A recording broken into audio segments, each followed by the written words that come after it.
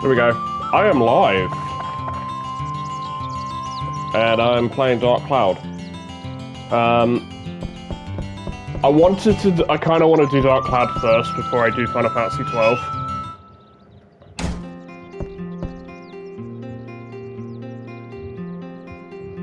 Okay. I need to sort out my sound alerts stuff at some point, whatever. I've got my Streamlabs, my broadcasting stuff. Okay, coolio.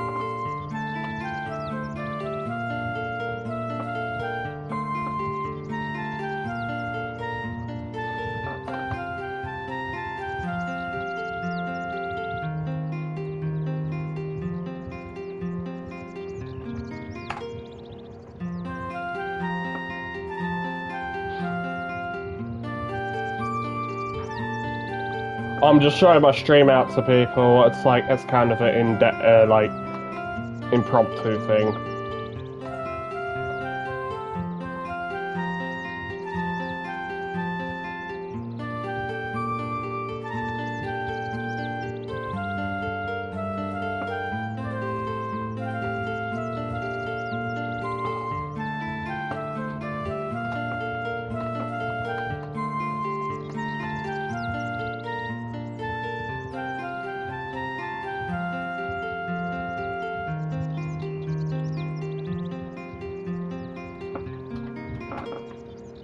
KFC these nuts. Ha! You wish, bitch.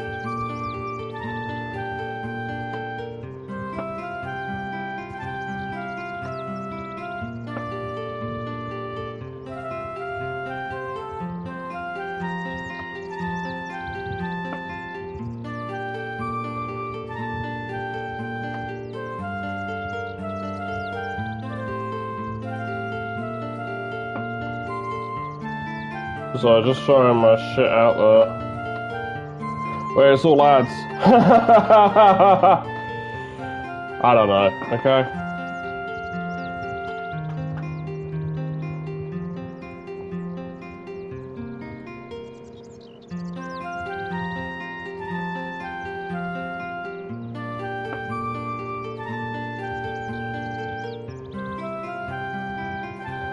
Oh, for fuck's sake.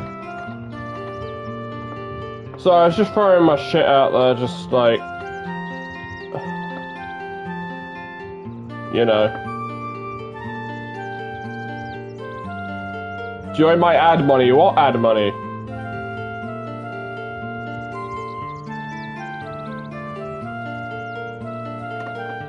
Oh, thanks.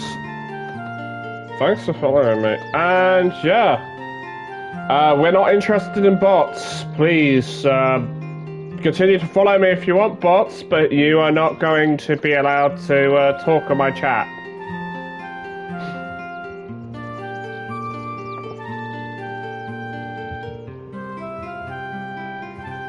Because we're not interested in bots. Alright, so we get the key to go to the dungeon, and then we can go basically beat up everything. You're in KFC, cool. Send me some. And that's a little secret to get a little item in the house.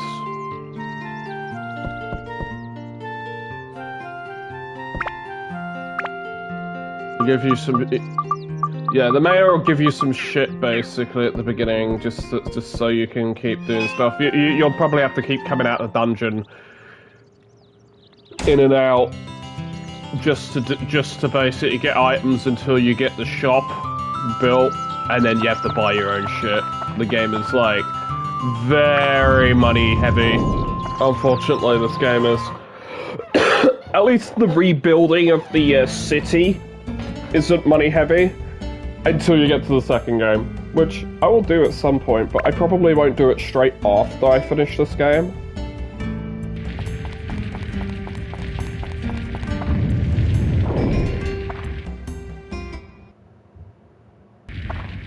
I've basically finished the game more or less on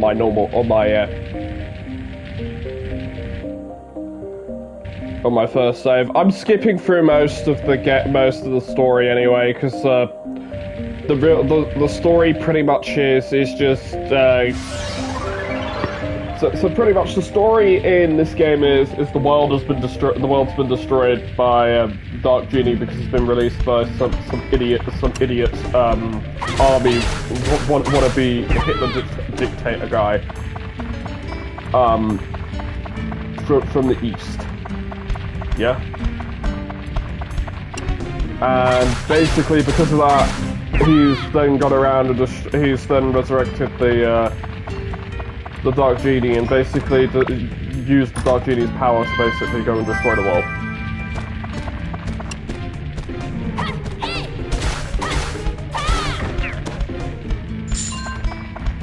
So you have to go through dungeons, collect Atla, which basically allows you to rebuild buildings and stuff, and you know, pretty much you go around restoring the world. That's the story in a nutshell. And then you fight multiple bosses and stuff. There's 6 dungeons in the game, a 7th dungeon after you finish the game. He wanted the dank genie to get him the OG Kush, but it was too strong. Yeah, basically. The Kush was too strong, so it ended up destroying the world because it was too dank.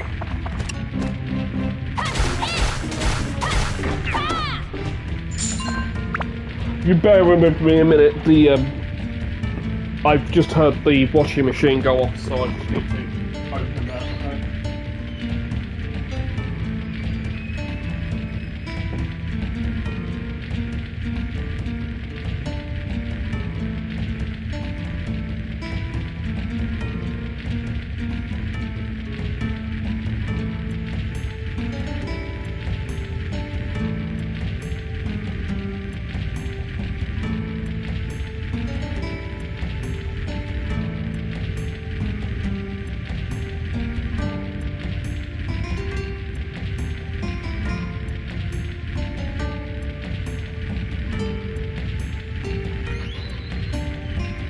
Right, I'm back. Sorry about that. Because otherwise that will incessantly bleep that will. And you need to save the world with the power of friendship and a moon man with a gun. Yeah, basically, you're actually not wrong. There's the whole plot of this game is crack. If I have to be honest, the whole plot of this game is just crack cocaine. So, yeah, most dungeons will be about 16, 17 floors in this game, to 18. Some are longer, some are shorter. You think the flying enemy is trouble for me? No, because you have a secondary attack. Everybody more or less has a secondary attack. You just hold down the attack button and you do the secondary attack. And it's basically a much more powerful weapon attack. But you're not just dealing with, like, your HP and such, you're dealing with, like, weapon HP, because weapons in this game can break, and if they break, they vanish. And pretty much also, weapons can get more powerful, but if they break, they vanish. The starting weapons do not break. They do, but they don't, if that makes sense. They kind of,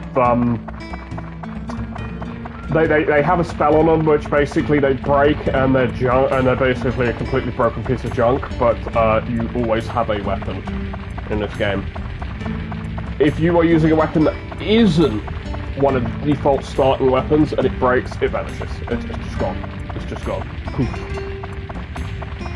You're a kid with a sword, but the sword learns from the killed, you just keep swinging. Yeah, basically. And it's going to be very slow at the beginning because you have to basically run through all the dungeons and that, because you're trying to collect all the atlas so you can complete the villages, so you can complete the towns and the villages, so you can like actually buy shit and you know, progress through the game with better equipment and such, because there's some equipment which is one-offs, which are uniques, and so some gear is unique, some gear isn't.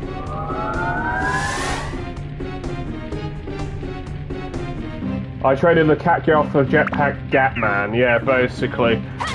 She is only useful for like the first boss really, and jumping over holes. Once you get Jetpack Gatman, the Gatmoon Man, you basically don't have to care about that shit. You basically just fly over all the gaps that she could jump over, plus all the gaps that she can't jump over. You just drive over them, and you're just like, I don't give a shit. You literally don't give a shit at that point.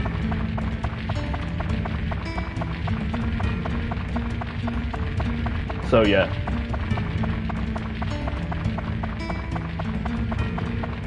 Man, I miss having Drown's Feather. This running is so fucking slow. Once you can start like consistently getting Drown's Feathers, you literally do not stop buying those fucking things, because if you do, you are running as slow as fuck. I'm sorry, but Drown's Feathers are basically a must for this game, because most of the gameplay is literally running through dungeons, collecting the green dots on the map, killing the red dots, opening the orange dots, and basically you're running from point A to point B, and you're trying to collect all of them. And some of the dungeons are like very long, like this one, or some of the dungeons are very, very small. There are more gimmicks later on, but they all basically boil down to all being the same thing, pretty much. You need to switch characters in the dungeon basically periodically when you come across a obstacle. Use the correct character for the obstacle. Done. That's basically the game. That's basically the main game. It's that question mark at the top, that purple question mark on the map. I don't have the item for it. Basically, you need an item to go to the back floors, which then you can get upgrade items and such that are like rare items, like power-up powders, gemstones, various monster killers, like for different stats and shit on your weapon, elemental, stuff that gives you more elemental power, and just pure stat boosts and shit. But you don't just put pure stat boosts on your weapon and stuff unless it's like boss free, because it's just like, bruh. So yeah. Because you have to constantly keep at the first couple of floors until you get the shop. You have to basically just keep exiting so you can get repair powder, so your sword doesn't break, so your shitty dagger doesn't break basically, and then you're okay, you know. Yeah, and it's a glitch. You basically just walk in place. It's so stupid. You constantly hear it, see, because you're just walking in place because the cutscene doesn't work. See? Someone clip this. Like, someone clip this shit, because it's like, this is just dumb. I know this is a 2000, I know this game is like from 2000 and that, 2001, but like, it's kind of dumb. And then it just stops. But yeah, if you guys see funny glitches and shit in my video, in my streams, or just other stuff that you think's funny and worth a damn, just can you clip it for me, please? so I can put it on YouTube, so I can basically get more traction. Because like more traction on YouTube from the shorts, because most people don't watch videos these days, they watch the shorts, so they don't actually care about the videos. That's the thing. That's the problem these days. It's people don't care about videos, they care about shorts. Because most people are just like, yeah. Because they don't care, because most people's attention span is like 2 seconds, yeah?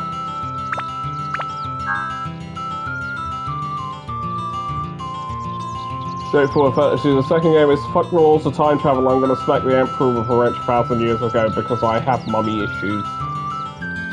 Yeah, you have mummy and daddy issues, basically. You ain't wrong. You ain't wrong, and that's basically the game because she refuses to cut. Because she has. He just has issues. Yeah, basically, you ain't wrong. Max has issues. I don't even care about the story of these games. I know the story. It's like, I know a lot of people are going to be like, oh, but the story is important for the game. It's like, most of the story in this is literally you can gather the majority of the story from the manual from this game. I'm not even joking. This story is such a generic fantasy game story, which is just like the world has been destroyed. You're a young boy with the magical Yabba Dooba Zeba that can save the world. You know, the magical MacGuffin that basically saves the world. The game starts with, "Dear Mum, I went to the circus and murdered 7 clowns and ran away into the sewers." Yeah, that's Dark Cloud 2. That's Dark Chronicle. That's literally that game. You are not wrong.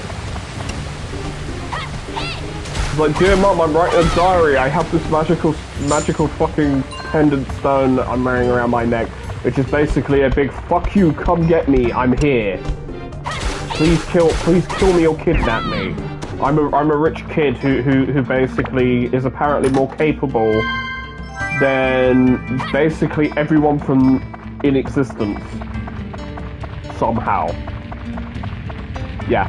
Level 5 storytelling wasn't great, if I have to be honest, and before people lambast me for Ni no Kuni and all that, Ni no Kuni's storytelling was okay. Level 5 have never been great with storytelling, if I have to be honest. Their games have never been that great when it comes to the story. It's the gameplay which is the good part of their games. So yeah. Now I know I've put a couple of days saying, oh, I'm going to stream Dark Cloud and that. They're basically a placeholder. If I choose to stream Dark Cloud, all well and great. If I choose to stream a different game, then I stream a different game. But I probably will just stream Dark Cloud until I finish it. Because it's one of those games where it's actually, like... This game is actually incredibly easy. It'll take about... The game itself, if you're not going for 100% completion and that, it's about... If you are going for about 100% completion, it's about 31 hours. If you're not, you're playing for about 25. You're playing 25 hours of this game. And that's just basic gameplay, that's not including if you're going for like, building up your weapons or you're struggling with a boss or something. Legit, if you just build up your basic shit, you literally don't have to care about most stuff in this game.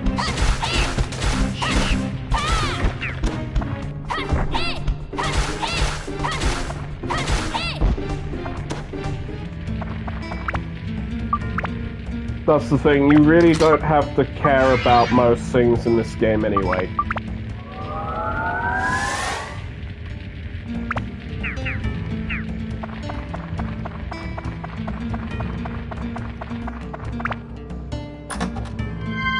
I basically have like the best weapons in the game on my other save, like...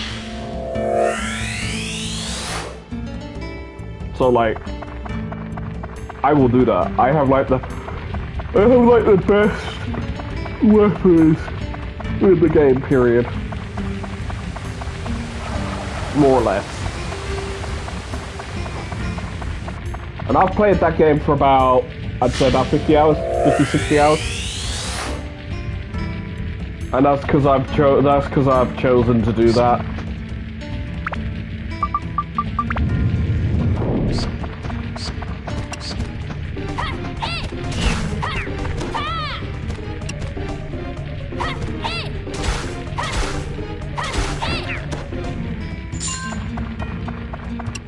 Now, I'm not just gonna stream Dark Cloud. That's not the only game that I'm gonna stream. It's gonna be the game that I focus on for the time being, yeah, sure. But it's not gonna be like the only game I like ever stream again. We're gonna have like...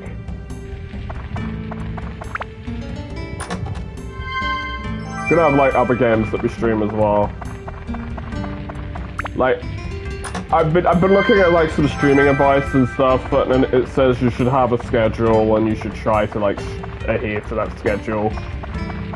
So like, don't get me wrong, I can't stream like every day for like 3 hours. But there'll be some days where it's just like I'm just not feeling it, I'm just not well, and I might only stream for like an hour and a half, 2 hours. And you'll just have to accept that. You'll just have to accept that I wasn't feeling it that day, I still streamed, and we went forward with it. We're also going to have other stuff where it's like, you know, where we have streams and stuff where it's like, I want to do streams in the future where I like where I like include the audience and shit. Like, I want to try and go back to doing Jackbox every so often. But as I said, the issue with Jackbox, which a lot of you who've watched me for a while know about, the problem with Jackbox games is that they need more controls for like, you know, they need more controls for controlling what people are allowed to say, what people are allowed to name themselves and stuff like that. And what you're allowed to disallow on things. This is why I don't allow. This is why if I'm playing with my friends, if I'm playing with friends or people that I know, I don't care if people draw dicks or basically are just being stupid in Jackbox. Because hey, we're all adults, we're all friends, we're just laughing at shit and we're all just having a good time by ourselves. Yeah. The problem arises when you enable it to the general audience or the general public, because then you have to deal with the problem with that game developers have when you are being when your game's creative, when you basically are like open world game or allow building or allow drawing and stuff. It's like that there's a concept called TTP, which game developers have come up with. TTP is basically time to penis. It's how quickly your players are going to basically draw or build a penis. And it's actually a legitimate metric, and it's absolutely fucking hilarious that exists. That you had to make a metric for how quickly your customers, aka your player base, is going to build or draw or design penises. To me, that shit is just... Yeah. The weapon will bleed faster and faster as you get closer to breaking the bloody thing, so yeah. This is the problem. The game assumes that you have, like, items all the time, like you have the items you need, or you have attack weapons, or you have better weapons than that. A lot of the time is that you will get screwed over weapon-wise, like treasure-wise, because weapons only come out of the big treasure chest, or they come out, or they're basically you buy them, or you can collect them from story events. Right, that's the item we need for the tram. If I'm so inclined to use the tram. The benefit with the tram is you get more ABS. per kill, you get rarer items. Not every dungeon uses... This is the only dungeon that uses tram oil as the backrooms key. Dark Cloud 2, aka Dark Chronicle, did away with backrooms. There are parts of dungeons that are split paths, and you have to basically go back and do them if you want to get 100% diorama completion. Because they give you requirements for the diorama, among other things, and you basically have to do those. Because you're literally forced to do those requirements to get 100%.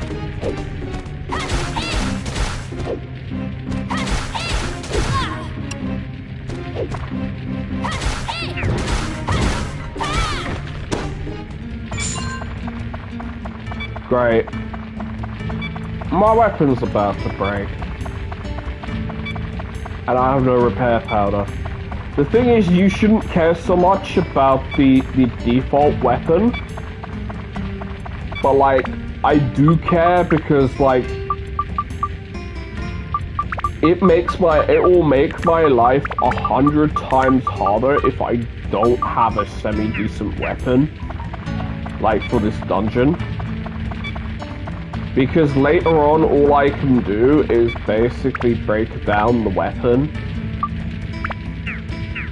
I can break it down into a synth sphere, and put that in a synth plate. And basically you can power up a weapon with a large amount of like extra stats and shit. But like right here, I'm just gonna have to leave. It's just because if my weapon breaks, then I've got to build it up again for the base floors. And I know that a lot of this game is basically trial and error, trial and error, trial and error. Do this, do that, do this, do that. Collect items, don't collect items. But yeah, you want it, those chests.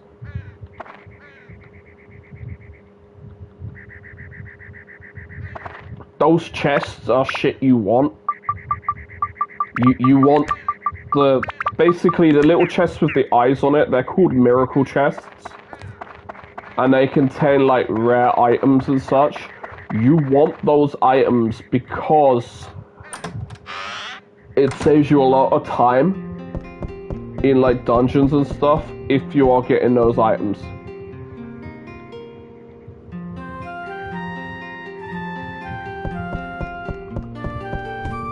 Because you save a lot of time, and a lot of the story is based on like if you complete like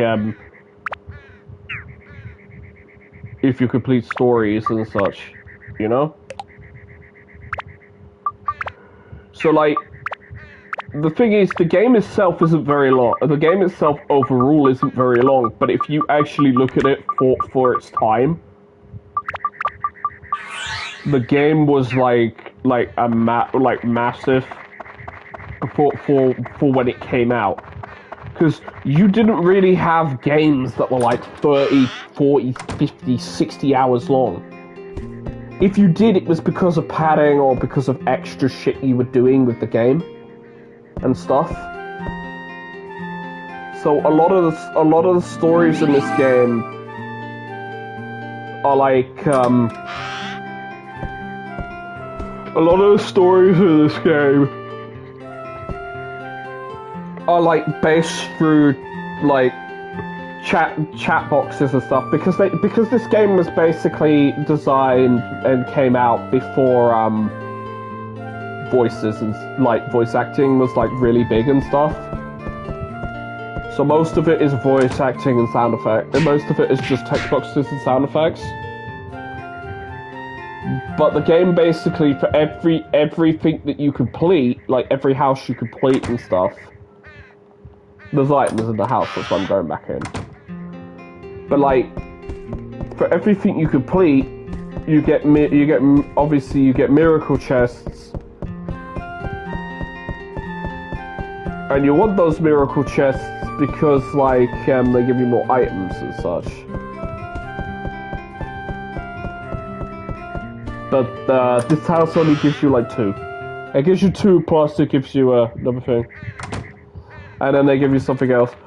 Basically, the other thing is, as you build up the town and that, like complete requests and that, more miracle chests will like pop up in houses and in other houses and such. So like, you pretty much are just rebuilding the entire village that way. And it's not just, obviously it's not just this village, it's like a lot of different villages and such. I need that gourd is used, so I can now go in that room. Oh, it hasn't got the pocket yet.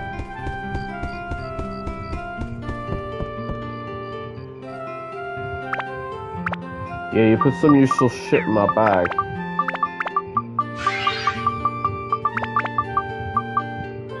The gourd basically will fully restore your thirst, but it'll also increase your thirst meter by 1. So, how this game works is each character can have a maximum of 10. You've got 6 characters, and each character can have has a maximum HP level. Pretty much how it works is like, you pretty much are you're stuck at those levels. There's one character who has more HP than all the others, but he starts with more HP than everybody else when you first get him. Most characters start with like an absolutely pitiful amount of HP. So like what you're doing with that is you're trying to like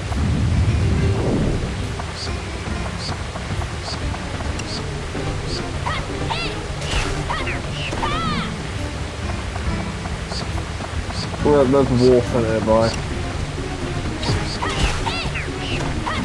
Okay, yeah, some enemies will put like status effects on you. They're like the basic shit like poison, curse, a few other bits and pieces.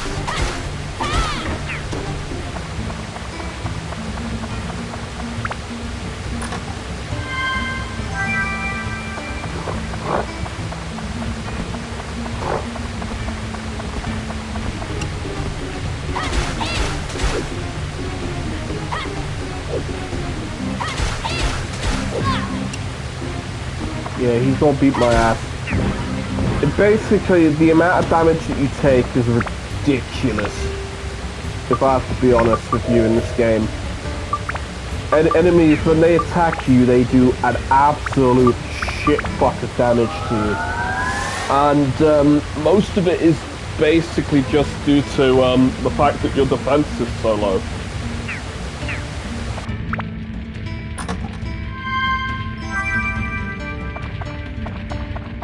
That was a random sound effect. I think it's because I was near the...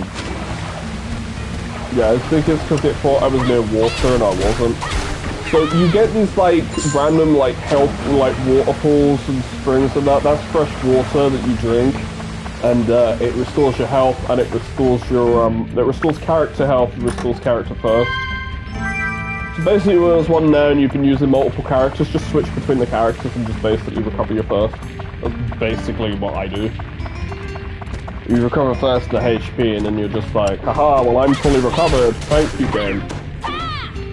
A lot of time is you don't really actually have to buy healing items and water. Most of that is just for like boss battles, because in the boss battle there isn't really any like easy way to heal yourself. Bread is your basic healing item, cheese heals you for about like 120 points, I think. And then basically past that is premium chicken.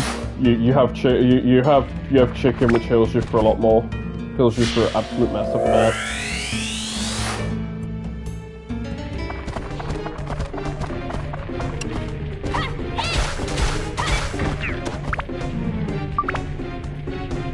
There's a thing called auto repair powder, which will just automatically repair your weapon just before it breaks. So that is a godsend having that item.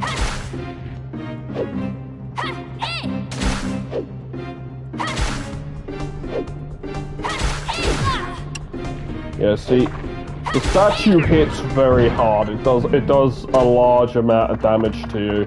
It also does a massive amount of damage per hit to your weapon. And a lot of time is even if you've got like really good endurance on your weapon, because let me explain how weapons work. So, like customized. Like I haven't done any customization on this because this is a base weapon. I don't give a shit about it. So basically, you have weapon HP, which is how much of the beating the weapon can take. That goes down every time you use it and connect an attack with an enemy. ABS is absorption. It's basically magical power that allows you to upgrade your weapon. That's why it goes +1, +2, +3, so on and so forth, up to +50. Yep, there's a cap in this game. +50 is the highest cap that you can get with a weapon. Attack obviously is basic attack power. Endurance lowers the amount of weapon HP that you use, basically wear and tear from the weapon when you use it. Speed basically recharges your speed. It allows you to basically swing the weapon faster, or reload faster, or use your attack faster. Magical power is basically it improves your magical element, your elements, and you've got fire, ice, thunder, wind, and holy, your basic shit. And then these are all your antis, which are basically anti-killer, basically. Anti-dragon, anti-undead, marine, rock, plant, mage, mimic, metal, sky, and beast. Good luck getting anti-metal. Anti-metal is like a fucking bitch to get. It just doesn't exist unless you are lucky enough to get diamonds, or you're at the end of the game and you are buying diamonds from the Fairy King for 3,000 gold a fucking pop. 3,000 fucking dollars a pop. You basically, you are fucked. You're fucked. You are not getting it. Unless you are super lucky, you won't get it. The game says, like, I looked up online, it says if you use bombs and do about 50% of damage to an enemy, or kill them with bombs, doing at least about 50% of damage to, like, statues or metal enemies, they will drop Metal Killer. They will drop Metal Breaker. They don't fucking drop Metal Breaker. Stamina just basically means your attack power increases, your speed increases. Oh, and the amount of damage you increases. It basically just doubles the amount of pain you can dish out. You also take a lot less damage when you have it on, because you're just like, I'm invincible. See, so that guy now takes 3 hits with this weapon because, as I said, you basically are doubling your attack, if not tripling it, more or less. It's kind of like Aura from Final Fantasy VIII, where you basically just stamina don't last long. Basically, that boost don't last very long. From the stamina drink, it lasts a bit longer, but like past that, meh. Like. So yeah, that's basically how a lot of the shit in this game works. A lot of it is trial and error, just basically run through dungeons, kill monsters, and basically rebuild the world. Rebuild the town, and then you have to put the town in a specific way to, like, rebuild it, fully. Because if you do all the requests, you get some pretty good shit out of it. Like, I think I did try to stream this game, like, a while back, like, on PS4, but, like, I gave up because, like, the problem is, like, I need to find games that interest me, and the problem is, there's a lot of modern games these days do not interest me. They are just complete piles of wank, and they are trash. Okay? Case in point would be the whole debacle with Stellar Blade currently going on, with the whole fucking drama going on behind that shit. With it being censored and not fully delivered as not delivered as the original product that everybody wanted it to originally be delivered as. That was promised by Sony. Sony of America, should I say, because Sony of Japan obviously wants to release good fucking products to their customers. But Sony of America seems to fucking want to shit on everyone and fucking hates everyone. This also being another case with Helldivers. Basically, Helldivers forcing everybody to have a PSN account, and to basically saying like, hey, you know all the countries that are not on our approved list of countries that are allowed to use PlayStation Network, or that we even supply PlayStations to? Yeah, go fuck yourself. There is a list of 69 countries that are allowed to basically have the privilege to play Helldivers with this PSN thing. So yeah, with this whole PSN debacle bullshit, and it's just like, you allowed everyone to play for 3 months. Countries that cannot, countries that basically are not allowed to use your services were allowed to buy the games, and now you basically just got to fuck them over by basically saying, this is mandatory by the end of the month. Oh, you don't actually have this shit? Then you can go fuck yourself, because we don't want you. We don't actually want you. We want your money, but we don't want you to play our games. And do you know what the biggest kick in the teeth is? Do you know one of the countries that's on the pre-approved list? But they can't get it on Twitter, but they can't get it on Steam, so they have to and they're not allowed to make a PSN account online in any other way other than a PS4 and a PS5? Ukraine. A war-torn country, you are forcing to pay you are forcing players in that country to pay $500. It's fucking stupid. Oh, this is a duel. There are like very, very few of these in this game. There are like about 5. And this is a concept, well, the duel is after this, but it is a concept that never came back in the second game.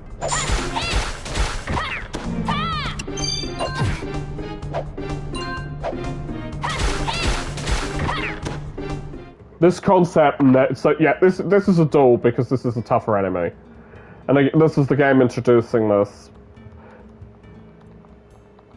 Basically, if you fuck up and miss a button press, you lose.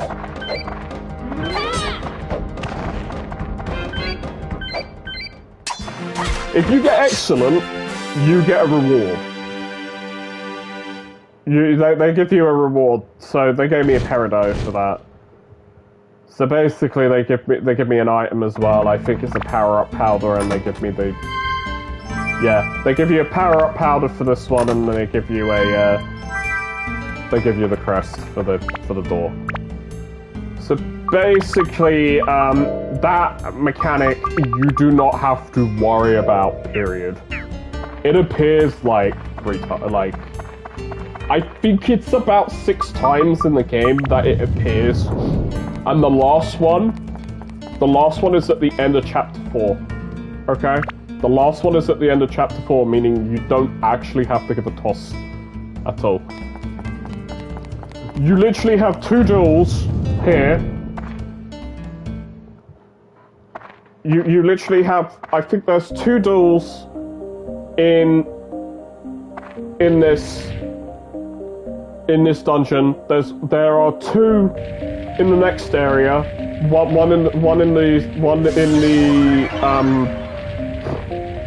one in the what's it called? The town, the village, and then there's another one in the dungeon which you have to use this particular sword. And then you use that sword, it becomes a normal sword which you can then upgrade.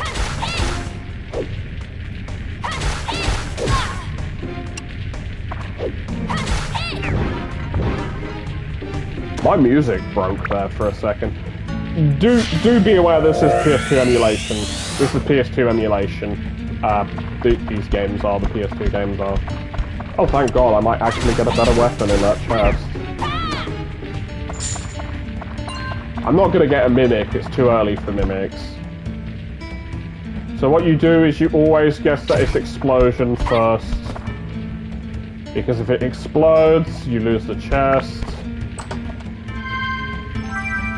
Okay, so I got Chris Knife, which is actually okay.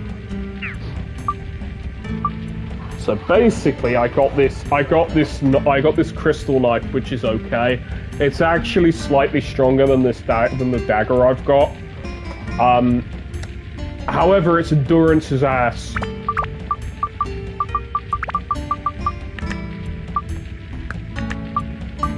So what we do is we just toss all the endurance stuff onto it, upgrade it with the upgrade powder, and it's got double the attack and it's slightly stronger.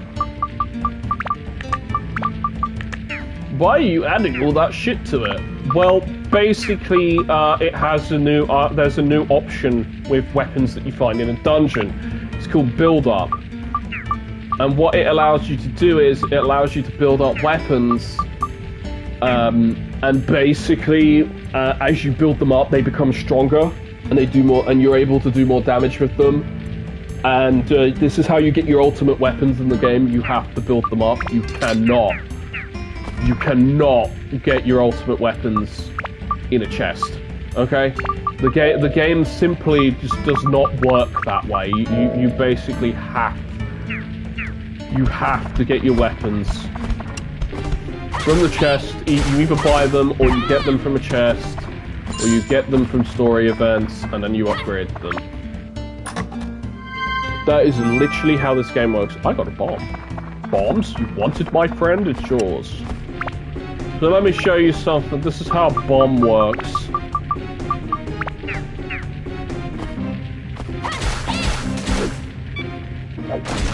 Get fucked. Now, if he didn't have the crest, there was a chance of hit. Now, if he didn't have the crest on him, he had a chance to drop Stonebreaker or Stone Killer or whatever it is. The anti-stone crap. Now, the reason I'm still using the dagger is because I want to get the dagger's stats. I want to get the dagger's stats, so basically I want to, basically what I'm doing with the dagger's stats is I'm going to Simp Sphere it when I can. Like, I'm going to use it for a while, upgrade it a bit, and not upgrade it, just take its raw stats, and I get 60% of them. Yeah? I shove that on my new weapon. My new weapon gets a massive influx of power, especially magical power, because magic power is also a stat in this game that I'm going to require for a lot of the swords and a lot of the weapons in the game. The problem with it being is that a lot of shit is very difficult to come across in this game. Okay? First, this is where the padding for the game comes into. It's upgrading your weapons, powering them up, becoming powerful enough to take on dungeons and to, you know, win the game. We call it winning the game, but it's not really winning the game, you know, because like you win the game basically once you defeat the final boss, yeah. And that's the secret boss. In the secret 7th dungeon, when you complete all 100 floors of that dungeon. The thing is, the secret dungeon, there's a problem with the 6th dungeon. The game doesn't have the backroom key put into it. You can get it, but you have to use a lot of glitches. You have to use glitches to get it, and that therein lays in a problem. Because those glitches can fucking destroy your game. They can destroy your game. Now, if you were playing this on an emulator on a patched version of the game, on basically a fan-patched version of the game, yeah? Now, if you were doing that, you'd be alright. Do you know why? You know why you'd be alright? Because, simply put, those fan patches add the bloody item back into the game. But because it was an oversight with the translation and putting content into the game. Like, the item is in the game, you just cannot get the item.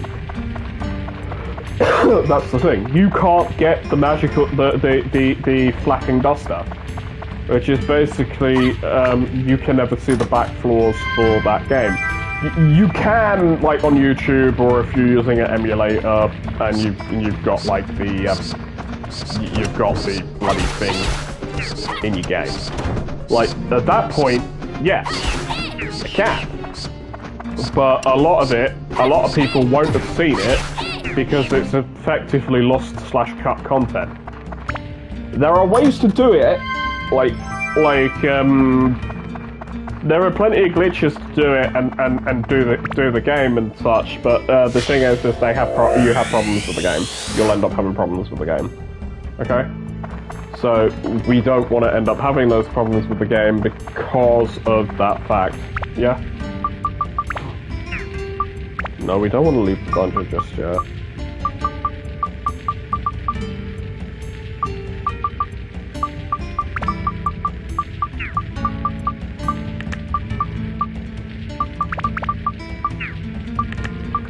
Alright, so there's a llama and all that, and we haven't got the rest of the shit that we need. For my house. AKA your house. Yeah, you have to rebuild your house, basically, as part of the game. So, pretty much, most of this game is basically just rebuild it. It's just... You get to points where you need other characters or you need items, okay? Where you need items to do stuff. So you're literally in the dungeon for a bit, grabbing all the diorama parts, upgrading your weapons, getting better gear, and then you are basically doing the dungeon by acquiring new characters, which will then give you the ability to progress in the dungeon further. Because that's the progression loop of the game. There are 6 characters, there are 6 characters, 6 abilities you need to complete the game. And you think, oh well, your main character's absolutely useless once you've got one of the other characters. No, he's the only one who can open these spheres. He's the only fucker who can open these spheres, dude. So, you know. Oh, holy damn, nice. But yeah. He is literally the only character who's able to open up the spheres to rebuild the world.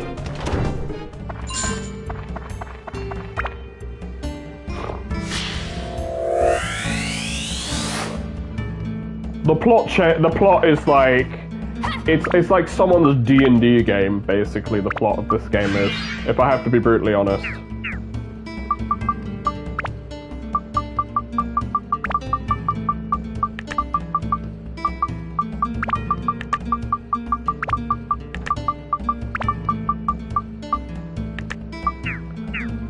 I've got him. Now, Pike's important because if you rebuild the old Gaffer's, place, and Pike isn't around, the old Gaffer hurts his back. And then you get fucked for attachments and shit. Because he'll sell all the elemental attachments and all basic level 1 stat attachments. You fucking want those. I don't have them on my other save because I fucked up, I didn't realise. So yeah, there are ways you can fuck yourself over. There are also, because a lot of the ways in the game, there are different... There are different... Basically, with some of the stores, like in Queens, you can especially the watery, especially Susie's Watery. Depending on the name that you pick for the watery, basically it sells different items, and there are 3 that you can pick. There are 3 that you can pick from. So you have to basically pick the one that suits your playstyle the most, basically. And the fighting one will give you like a load of it gives you like a load of magic stuff that you can buy, you know, like fire, water, ice. Yep, there are mimics in this game. Not every treasure chest is treasure. The problem is they're actually they will kill your weapon HP because the chest itself is actually quite hard. So you saw I had a lot of weapon HP. See how it went down? If this is a king mimic, we're fucked. Oh no, it's not. Oh, so I got a Gladius, which is also another semi-decent weapon. I say it's semi-decent because it's actually got a fair bit of endurance on it and a little bit of magical power already. Now, I'm not going to do like all the grinding of this game on stream. Like, upgrading my weapons, making my shit good, you know, all that crap. I'm not going to do that on stream because that will take a long time and it's going to basically bore people. The thing is you don't want to see me have to, I'm pretty sure most of you don't want to see me going through dungeons doing the same shit twice. Or 3 times over. Yeah?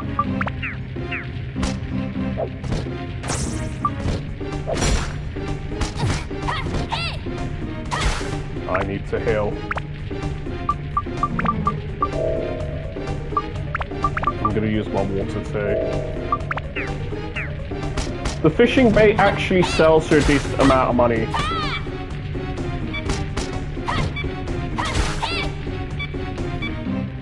Yeah, we're not gonna risk the dagger. We're gonna switch to the next weapon over.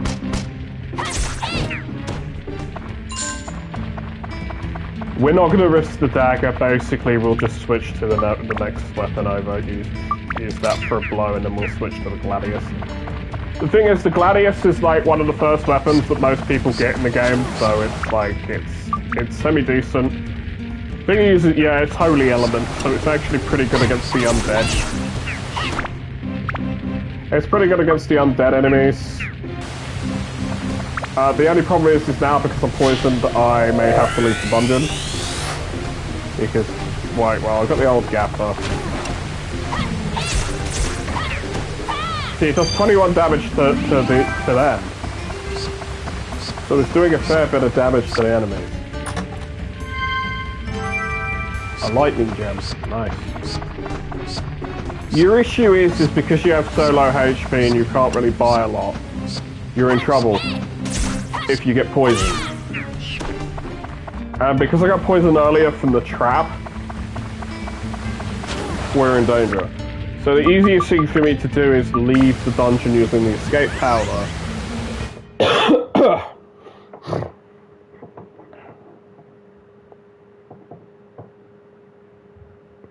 and put Paige's house down, and then put the gaffer's house down. The thing is Paige's house, I'm just gonna put here for now, and the gaffer's buggy, I'm just gonna put here. You have a small windmill, which I think one of them goes like here.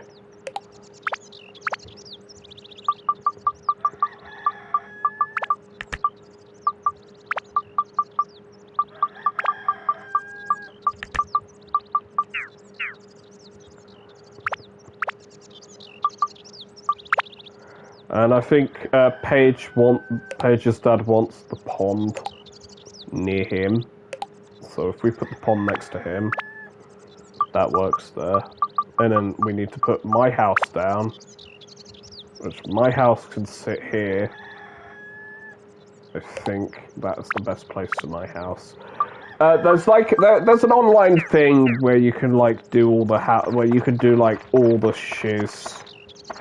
And I think I think there's one character who will like end up giving you a who'll end up like giving you the items you need and stuff like that to do the fishing. Speed 2, not bad at all. Oh, fluffy donut, that's good because the fluffy donut actually increases my defense, so it actually makes it. And 6. I think the highest that they go, that the defenses go, is 7. I think it's 7 per each one.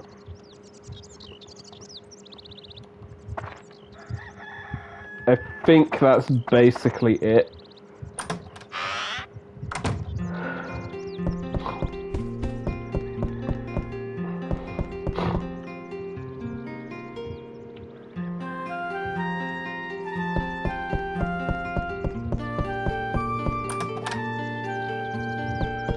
Basically, yeah. So if Pike's house is near, if you've completed the thing with Pike's, if you've done the event with that and you've got the wheel and everything for, like, Pike's house and shit, like, when that actually, because I haven't finished the Gaffer's house yet. I can't finish the Gaffer's house because I haven't acquired the prerequisites.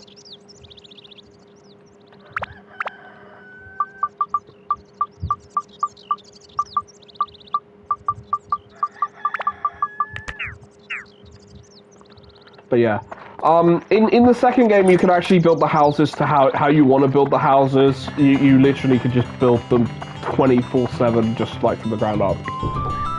So you just build them from the ground up, basically. Oh, I've been streaming for an hour. That's not too bad, actually. That's not too bad, actually. I've been in the game for an hour and I've done that. So the thing is that I may have said that I may have said that I've got the schedule for Dark Cloud for the next few days and such, but the thing is that is subject to change as to whenever I need it to change the next couple of days. All right. I want to try and take this. I want to try and take streaming more seriously, because how to improve streaming. This is a little bit of advice from me. All right. If you're a streamer, you've got to basically stream and keep to a schedule. Now, you don't have to stream every single day, and it doesn't have to be the exact same days for your schedule. But you do have to stream to a schedule. You do have to stream at a particular time when people know. The problem is, because I haven't done it for ages, as like last month I streamed one game and then I stopped. It was mainly because the last month has been very busy at work, and also I've been sick. I was sick with whatever bloody bug is going around. So you've got to understand that if I'm sick, I can't stream. If I don't have the motivation, I can't stream. But if I've got a schedule and I feel like I can keep to it, and I feel like I can do the game, then sure. But the thing is I will be basically playing what I want and doing what I want on stream. So I've got a lot of different games, and the thing is I will probably be playing a lot of older games. There will be some newer games, obviously, that I will stream, because I feel like it, because I want to. But if I have to be brutally honest with people, I don't like a lot of the new games. I'm actually starting to build up my collection of old games again. So like,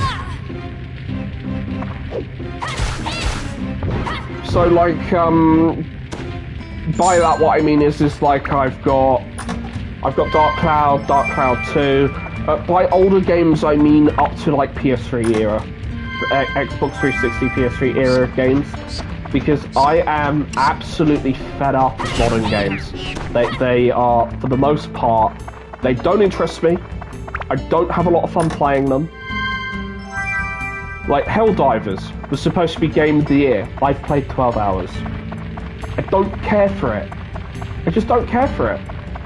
It's just not that fun. It's fun with friends, sure. But it's just the same old gameplay loop.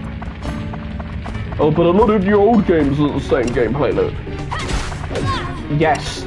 But do you want to know the difference between their gameplay loop and the other games' gameplay loop? Older games have a fucking story. Newer games don't have a fucking story. There's no stakes. There's nothing for me to get in. See, I get Stonebreaker. So yeah, if you kill him with a bomb-like item or a thrown item, you get Stonebreaker. You don't get Metal Breaker. So basically, the game fucks you over with regards to getting Metal Breaker. You can't actually buy it from anywhere. You have to hope to God you get Metal Breaker, or you have to get to the end of the game and just buy a fuck ton of diamonds, or just hope you get diamonds from backrooms. The reason being is because the diamonds, yeah, give you plus 10. They give you plus 10 to the fucking, what you call it? They give you plus 10 to, what's it called? Anti-metal. Basically, anti-metal, anti-statue. So they give you plus 10. And they give you plus 5 to everything else.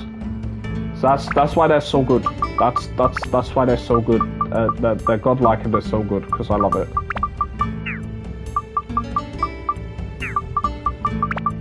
Alright, so we got the supplies for the gaff, for the old man, the gaffer. The thing is like a lot of this is like older English. It's like British English and it's older. You do have to remember this game came out 2001, and then I think Dark Cloud came out 2004, 2005. Dark Cloud 2, I mean. So you have to understand. I prefer these older games just simply because the newer games are just trash. Also, I'm not getting cock blocked with cutscenes. I know I need to do well, I got Sky. Oh, nice, Sky Hunter. We are going to see. Do we have a bomb? No, we have that. That won't do most. That won't do a lot of damage to them. But yeah, no. I think my main issue is with gaming is like a lot of games are just like I just don't find enjoyment out of them. And I know a lot of people are going to be like, oh my god, so why are you playing a lot of games? It's a waste of time. It's a waste of time between work. The funny thing is I'd much rather be earning money than play video games. So that's why I play older video games when I stream. Because, hey, older video games. Actually fun. Worth my time. You see? This is the thing. This is the thing with games. It has to be worth my time, basically, for me to play it. Yeah? A lot of games that have come out recently are not worth the time period for me to play them. Because a lot of developers don't actually put blood, sweat and tears and soul into the game. They just throw a product at you and expect you to basically just be like, yeah, I love this game, I'm gonna dick ride this company. And it's like, no, you don't want to do that. But yeah, I do need to stream Ratchet and Clank again. What do you call it? The new one, Rift Apart, because I didn't upload it to YouTube when I streamed it originally, and I was more like Debbie Downer. I was like heavily a Debbie Downer at that point as well. So like the content and the quality of it wouldn't be so great. But yeah, there's a lot of games that I want to like redo, and I'm basically redoing like the stream. I'm gonna like redo streams of them, and I'm gonna basically because now I can put it on YouTube and I can get more shorts and stuff out of it from clips. So there's that, but there's also the fact of the matter that I'm also trying to stream more, because yeah, I'd like to build my streaming channel. I'd like to try it. I'd like to like try it, build it up, see where I go with it. Because at the end of the day, I'm not viewing streaming as a job, it's a hobby. But there are other things in life I'd like to do. Like, I've expressed like to my friends and that, I'd love to own an arcade, like an actual arcade in real life. Like, rent a premise and own an arcade. I'm not even joking about that. I'd love to own an arcade. I'd love to own vending machines in said arcade. I'd love to own, like, candy machines as well. I'd love to do that. But the problem being is...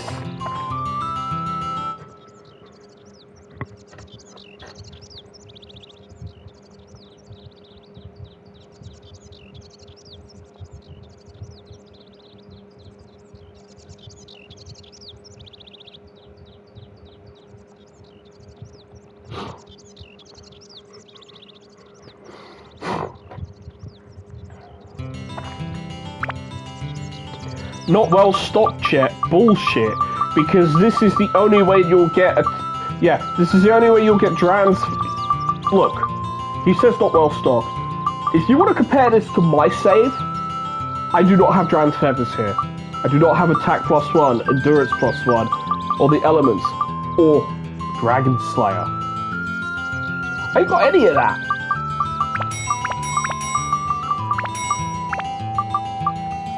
And I'm actually serious. I'm actually serious about that. Bomb. Thank fuck I have this. There's a reason I'm buying those. I'll buy a load of those. I'll buy some of those. I'll buy some of this. Antidote drinks are expensive. They're like 30 a pop. You want a couple of them. Yeah, the endurance is 260, the attack is 300, all the elements and the Dragon Slayer are that. The thing is, if you acquire the item, it doesn't. If you buy it from a shop, it says Dragon Slayer, which is its correct name.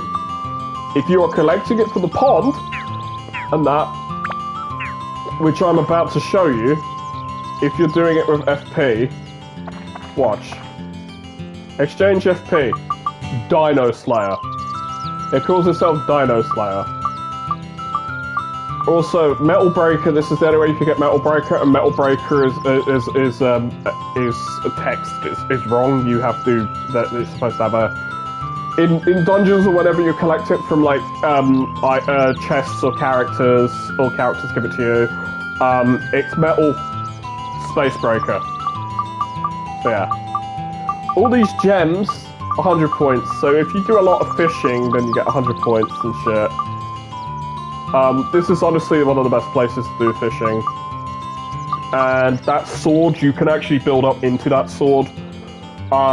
You can only buy one of these special weapons per character. They all cost around about 1,000 to 2,000. And then there's another sword you can buy if you've caught a certain amount of fish of a particular type. I think you have to catch 5 Marian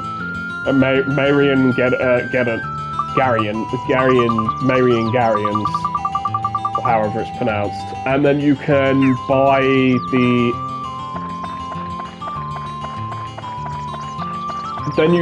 a particular very special, very powerful sword that actually does upgrade pretty well.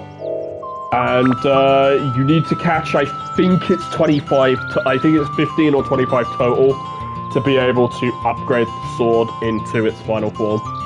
It is an ultimate weapon. That sword is an ultimate weapon. It's very, very powerful for what it is. It's not the powerfulest sword in the game, but it's a very powerful sword. It's a very powerful weapon. It doesn't require as much for most things as you expect with a lot of the other shit.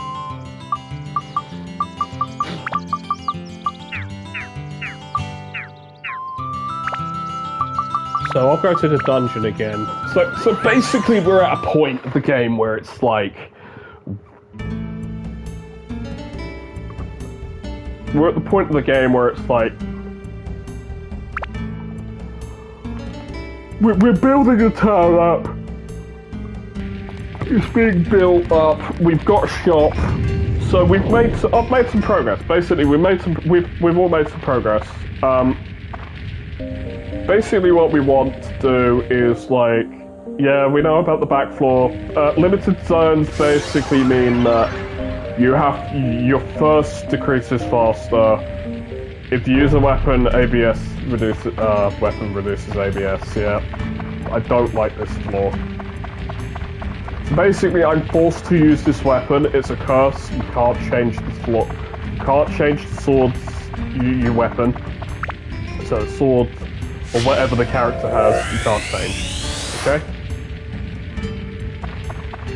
So you're screwed in that regard. You still have to kill enemies to find the ones that have got it. So yeah, you will lose ABS. You will lose ABS on this floor. The good thing is we've got the shop and we've got like the fully upgraded shop. Oh, premium water. That's actually really, really fucking good. It fully restores your thirst, but you don't. Weapon HP of the weapon decreased. You cunt. Now I have to spend money. Now I can't even stay in the dungeon that long.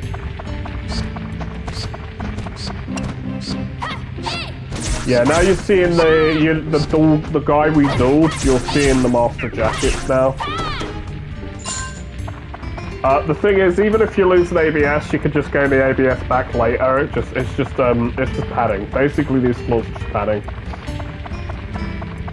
Some floors will say you have to use a particular character. Some floors will say, some floors will just lower your thirst quicker.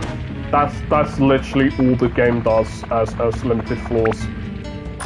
You have ABS dropping floors, limited character floors, and increased thirst floors. That's it. That's it. They're literally 3 different types of limited design in this game. So it really doesn't mean much.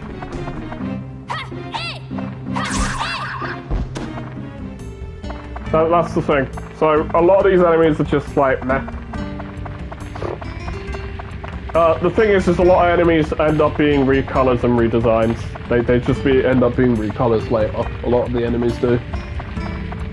If I have to be honest, they do the same in Dark Cloud 2 as well. A lot of the enemies are just recolors and just redesigns of the original enemies. There are some new enemies in the second game as well, but there's some new enemy types, new enemy families, enemy types, that kind of shit. But you, for the most part, you are basically dealing with that kind of shit. But yeah, at the end of the day, for what it was worth, this game was pretty good. You'd play this game quite a lot. You'd spend a long time on this game, and games back then, a lot of people didn't have the internet. If we wanted to know a game was good, we had to judge it based on demos we played,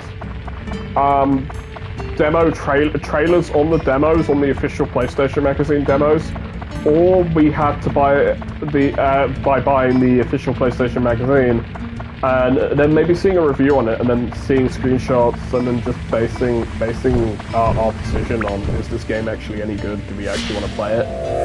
Do I want to buy this game? That was the same with the PlayStation. It was the same with the PlayStation as well. It was the same with for a lot of us with PS1. We didn't have internet.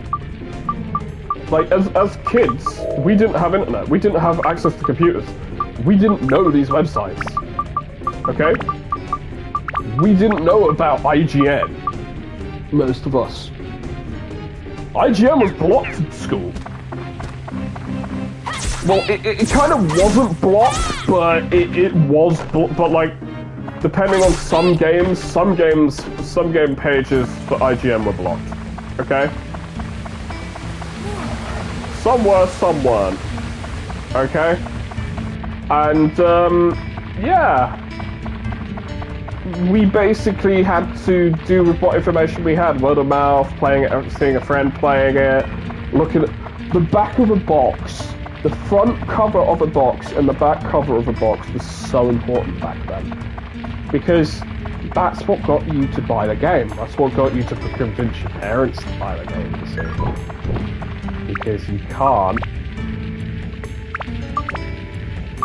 couldn't, let me tell you this, you couldn't get your parents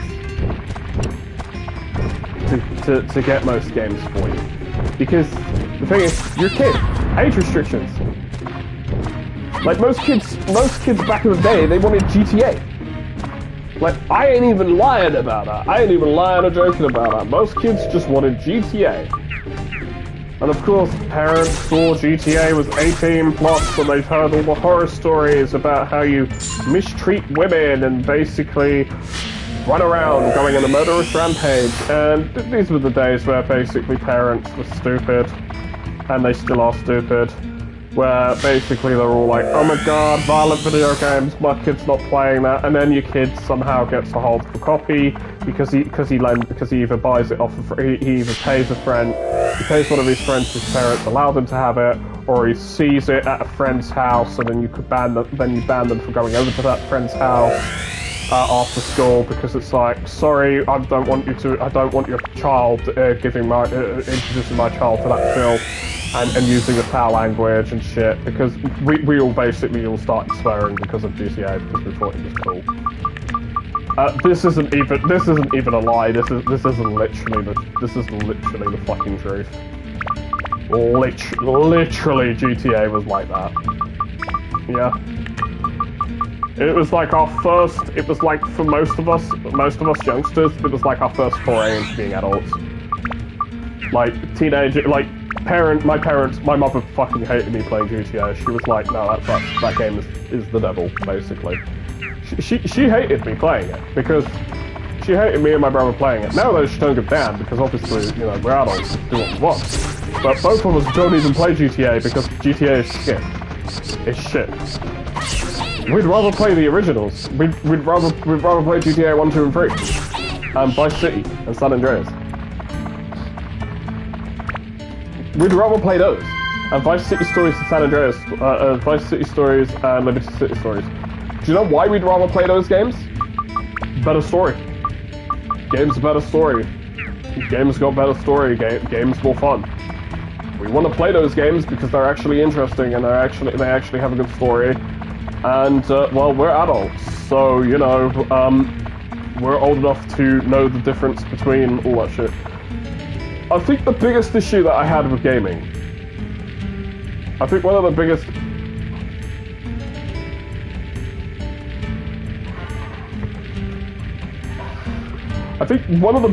issues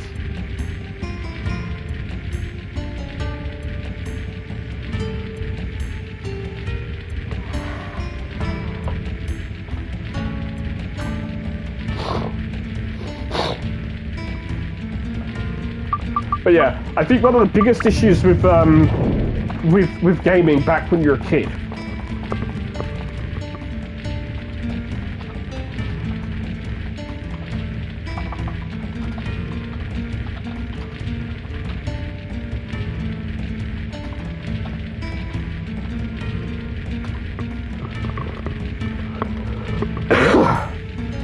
But like, if you actually look at a lot of games like Tomb Raider, Legacy of Kain, Soul Reaver,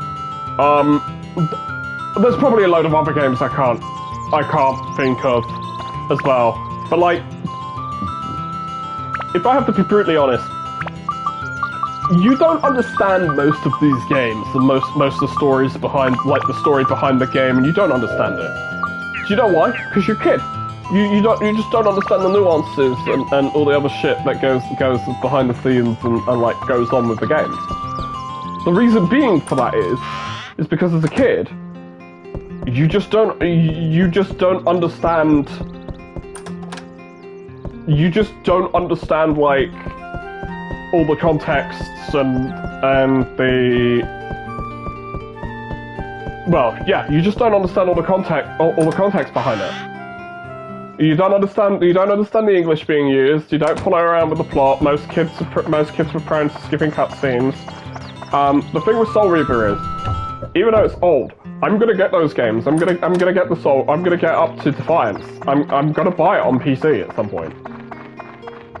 And I'm gonna play them. I might not stream the original Blood Omen, but you don't really. You kind of need to play the original Blood Omen to understand Blood Omen, but you kind of don't need to play it to play Soul Reaver. To like understand Soul Reaver. But you kind of do, but you kind of don't, if that makes sense.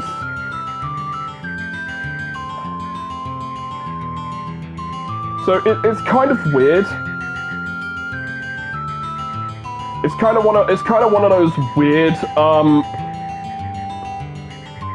weird ones where it's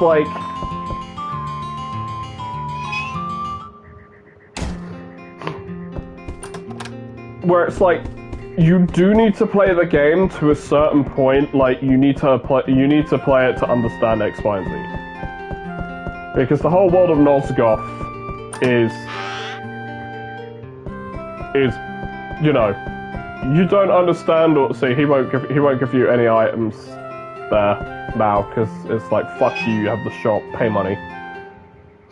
But yeah. You won't understand like all the background information on that. It's like playing Champions of North.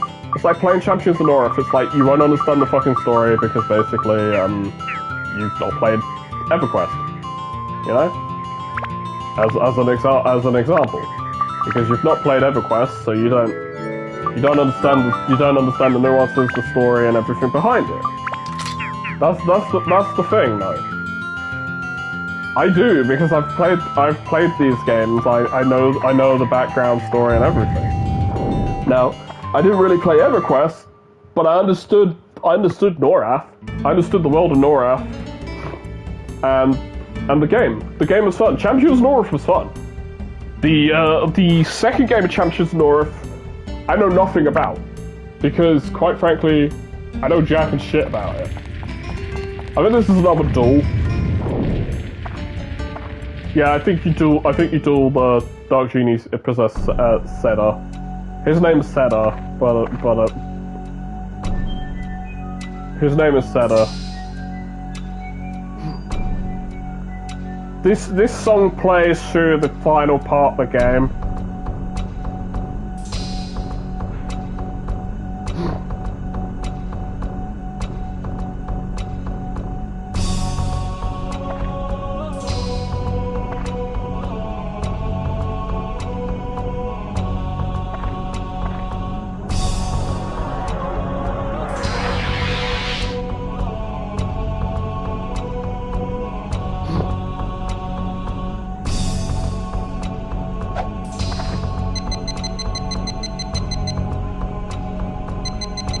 It's a duel, basically. Yeah, but you can't do shit here. It's like, you just get your ass kicked.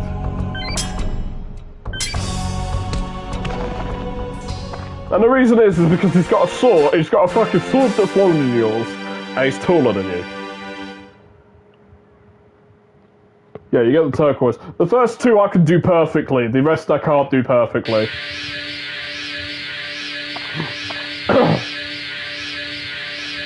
Poor kitty.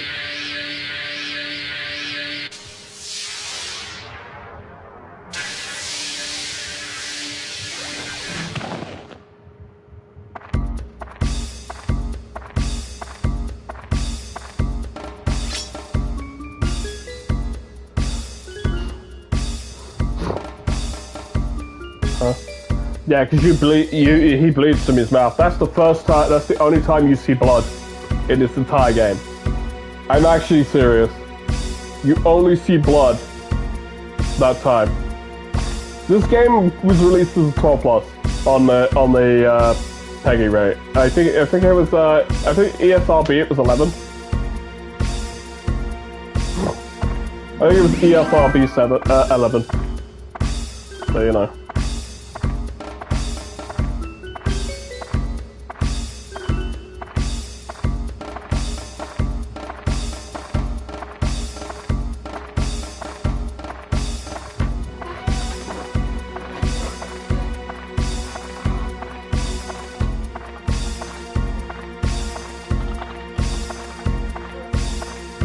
I think my friends are refunding Helldivers. I think a lot of people are refunding it. It's one of those games. It's because of the whole bullshit behind it. Where they're refunding it. If I'm able to refund it, I'll refund it because I could use the cash. As far as I'm concerned, I don't care about the game. If I want to play it, I've got PlayStation Plus. I just play it on the PlayStation. So if you're gonna screw me over on my Steam version, I'm gonna get a refund. I'm gonna get a refund and make my money back.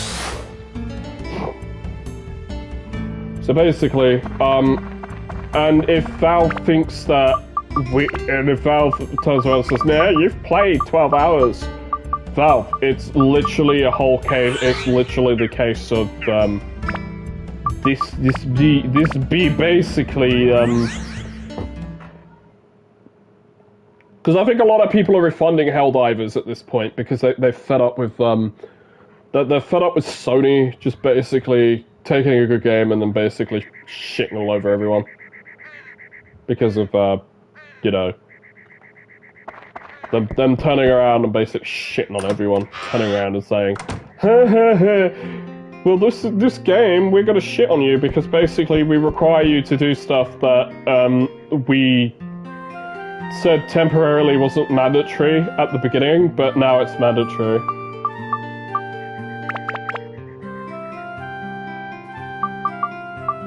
I'm just gonna use default names, except for my own character name, because it's easier. Meow. I like cats. Yeah, so any story, any like story event just pushes you outside us, man. Basically, when you have story events, they just push you outside, basically. So you use a changing potion on the cat becomes an ally, the cat becomes human ally. Well, human cat ally.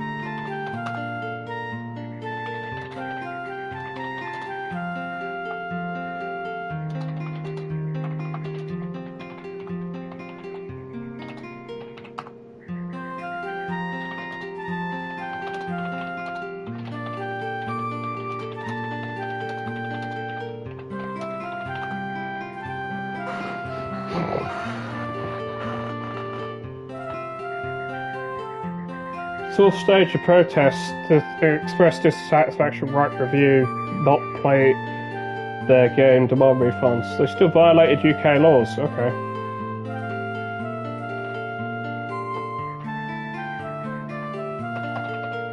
So basically, what it is with Helldivers is that they've actually violated our laws under digital content under the Consumer Rights Act 2015.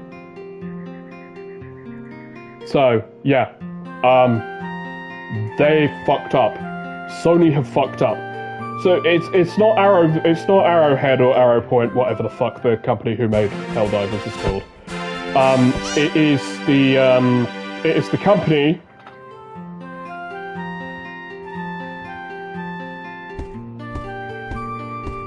It's the company under this and that, and basically Valve. We would turn around to basically. I may actually go through doing this too and refund the game. Say, give me back my fucking money. Fuck you. I'm not giving you money. Because and if Volvo tries to block it, okay, Volvo being Valve tries to block it, then I'll report Valve on top of it as well. Because they are allowing because at that point they'd be allowing the company to violate my consumer rights. This is the thing. The UK actually has consumer rights, especially when it comes to digital goods and such. So, kids outside. So the big issue there is that, and herein lies the problem, is that when companies think that they can do shit like this, they think that they can get away with doing a lot. Modifications, updates, blah blah blah blah blah blah blah blah blah blah blah blah. Then the contracts.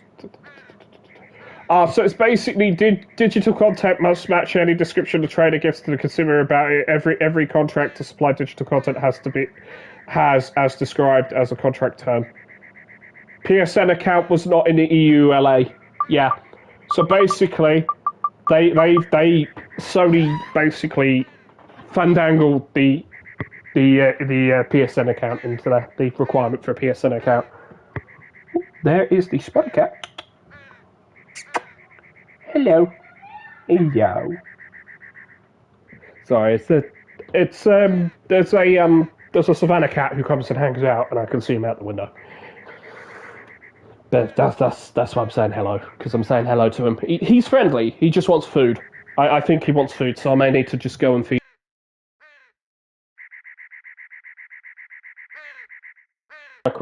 Oops, wrong button. Press the microphone off button by accident. It tapped it with my thumb by accident. But yeah, no. So basically, with Helldivers, Sony's violated the EULA by not basically saying you need to have a PSN account, and then basically turning around and saying you now must have a PSN account 3 months down the line because go fuck yourselves. We want all your user info, and it's like no, that's not legal. But of course, Sony being Sony, they're a bunch of cucks, so they don't care about what's legal and what isn't legal, because, hey, it's Sony. So, yeah. So if you're in the UK, and you bought Helldivers and you actually care about your statutory rights, you should be looking this stuff up on the Gov website. So the CPRs prohibit trading practices that are unfair to consumers, blah, blah, blah. Yeah, it's basically general duty to not trade unfairly, and it is an aggressive practice, and it is a it's misleading action and omissions, because they omitted it from the game originally, not requiring it in their EULA and TOS. And then turning around and saying this is mandatory, go fuck yourself if you don't agree with us. So, Sony fucked up. Sony fucked up legally. So, yeah. This is basically does have class action written all over it too. But yeah, no, I will be looking into this later and probably getting the refund myself. If Valve turn around and block me from getting a refund, I will turn around and say, actually, under my law, that then under EU law and British law, that constitutes as you aiding and abetting aiding and abetting a violator of my consumer rights, which is actually illegal. And I'll be like that, and if you do it to me and you're doing it to everybody else, that's a class action lawsuit. Just waiting to go against you. Just wait to be slapped in your face against both you and Sony. So yeah. I'm gonna go and feed that. I'm gonna go feed the pussycat who's outside, who's sitting on the barbecue. So I need that in a few minutes.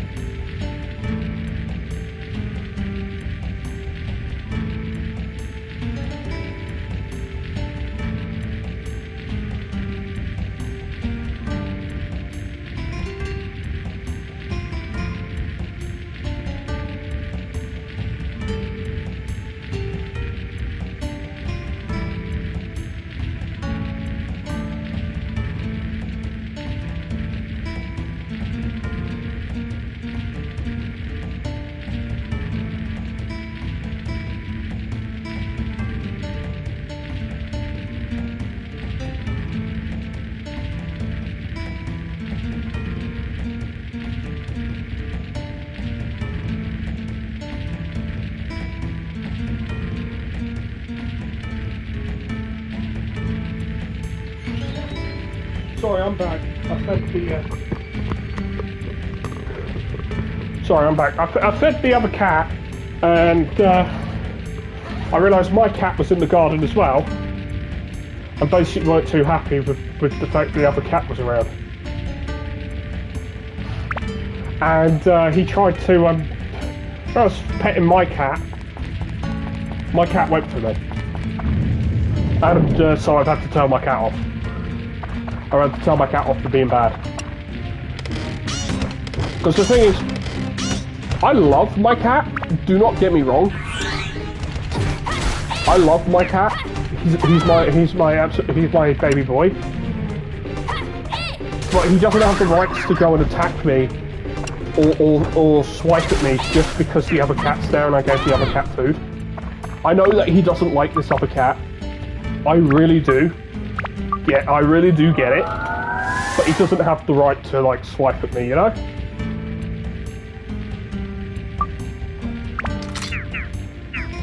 So, like, I love all cats equally. I love cats. I get it that not all cats get along. I get that, alright? But my cat doesn't have the right to swipe at me. Like that. Now, he didn't pull his... Basically, he didn't pull his claws out at me, but he did basically whap his paws at... He basically did just whap his paws at me. He was like, leave me alone, back off. It's like, because my cat isn't going to hurt me. He's not going to go, and he won't go for that other cat if I'm around, because he knows that I'll just hook a finger behind his collar and pull him back. Because I've told my cat, of course he's a cat, he's not gonna fully understand or get it. But I've told him basically all the cats are welcome here. If they want food and they want to come say hi and be my friend and get cuddles, they're more than welcome to be here.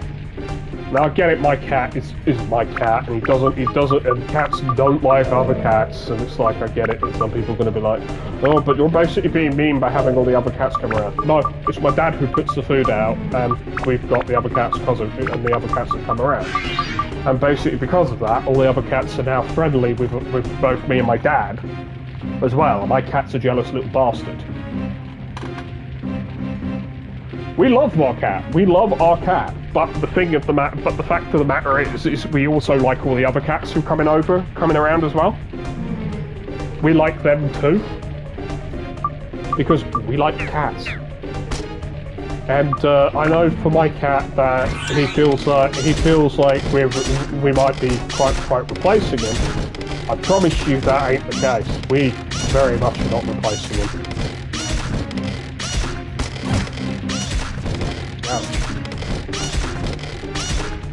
This is the problem with this slingshot. It's ranged, but it fucking sucks. But yeah, no, my buddies, one of my buddies is writing up a letter to the UK to basically UK Commission and a few other bits and pieces, and it's basically just gonna go and say, hey, look, this is a violation of our consumer rights. Yo, basically, we want a refund for this product because this product isn't what was advertised for. And that's basically all you do when you're doing one of those when you're dealing with companies like that. Because the thing is, it's like you can't really do much other than just state your consumer rights. You do have rights as a consumer, even though it feels like you've got no rights. Even if you've bought a digital game, if the game ends up not being as promoted, or ends up having other fucking things with it, it's like, you know, you still have a right to what was promised originally. You have a right to the original concept and in the original product.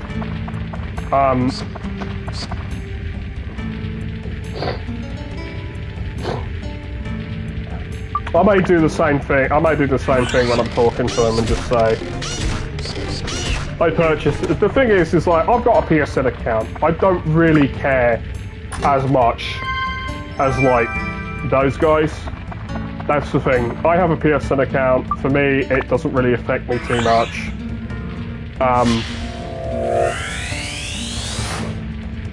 But the thing is, it's more the premise of crappy company being crappy. Crappy company can go fuck itself. You know, it's the principle of the matter. Secondly, I don't want to have shitty games, and I would also be turning around to Valve and saying, "Hey, look, Valve, this is unacceptable. You allow companies to do business that supersedes your own rules, and then gets them into trouble with then ends up getting them into trouble with governmental laws." So I'm like, what the hell are you going to do about that? You're going to continue to do business with shitheads like this, or you're going to just basically just turn around and just try and sweep it under the rug and ignore it? Because if I have to be brutally honest, not acceptable. It's not acceptable.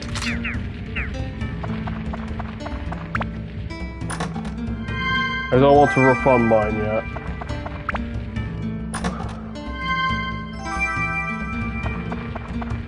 Yeah, my brother doesn't want to refund his game yet. He might actually just be one of those people who just turns around and just says, "Look,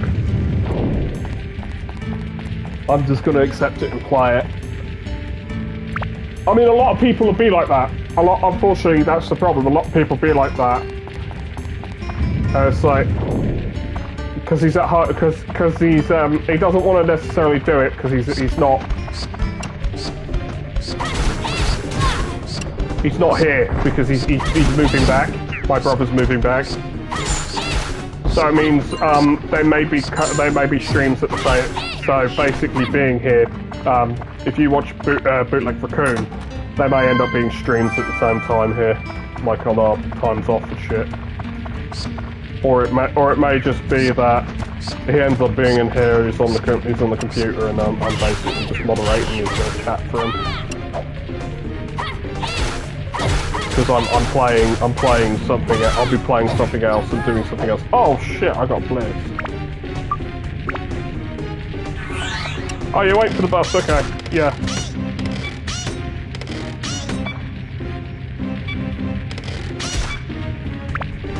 I don't have the other powder.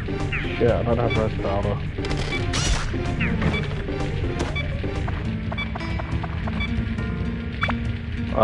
We'll just leave the dungeon. Network here is crap. Fair enough. No, understandable. How did I die? Because I wasn't fucking paying attention.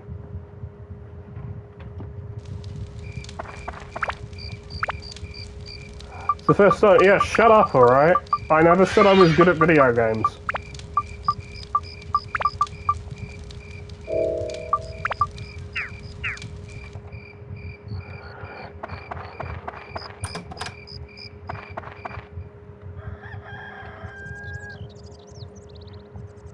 Dungeon 2, Floor 5 we're out doing. Yeah, well, I don't really care. I'm playing the game, alright? Does it matter?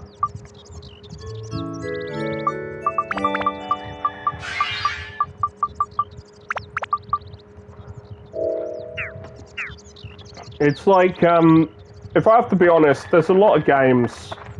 There's a lot of games that are like that with the that are like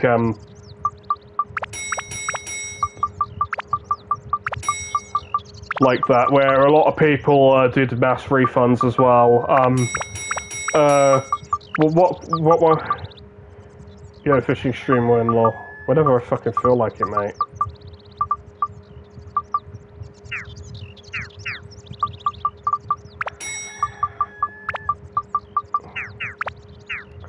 But yeah, no. The biggest issue is that what I see with a lot of these gaming companies is your network is shit.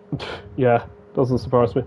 But no, the biggest problem with the gaming companies is that basically they just view everyone as a number, as a payer, not a player. So this is why you're getting problems like nowadays with with basically owning games and like ownership and that. It's why with a lot of my games, I think for the future with a lot of my games, especially like all the older ones and that, I'm just gonna do GOG. I think I'm going GOG because at least then I own the fucking thing.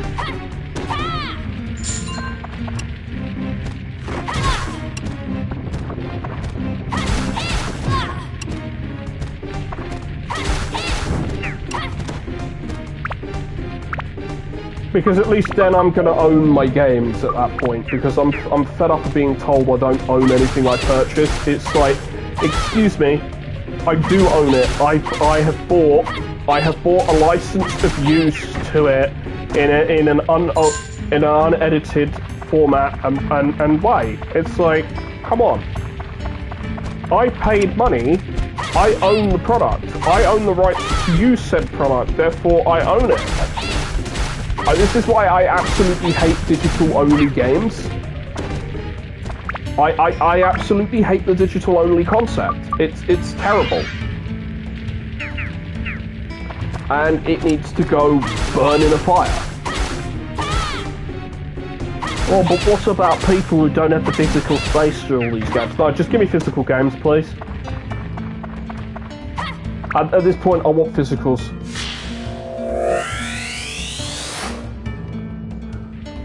But yeah, this is the thing. I would love to refund Helldivers because of how shitty the company is and get my money back. The problem with it being is that I'm not really affected by all this because I have a PSN account. So it's like, for me, I don't really care. Like, fully. Like, I understand where people are coming from with the whole situation, like, oh my god, it's bad, oh my god, problems, oh my god, this, oh my god, that. How am I playing 14 right now? That's on fucking PC, you muppet. I have it open on my PC.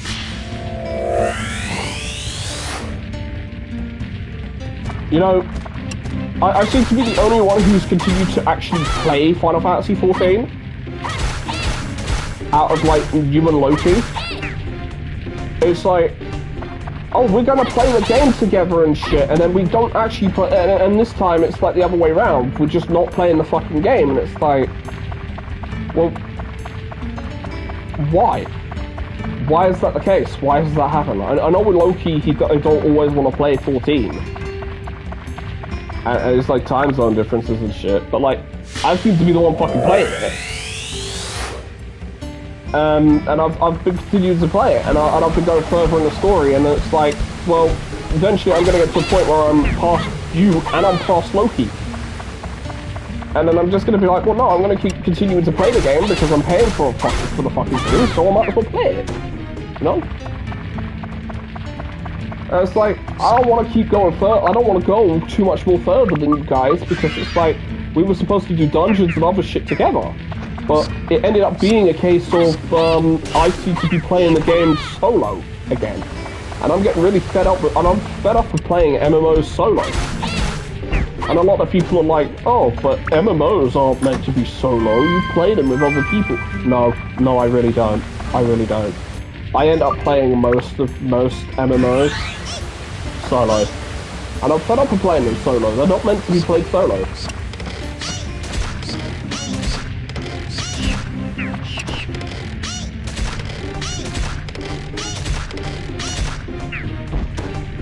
They're meant to be played with other people, other players.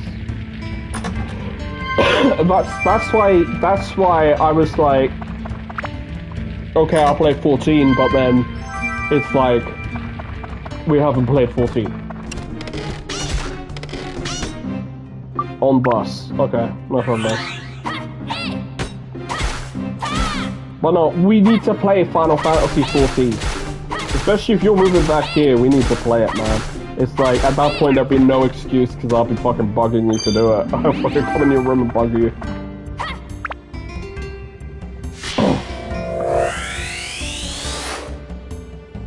How's my signal better inside the bus? I don't fucking know.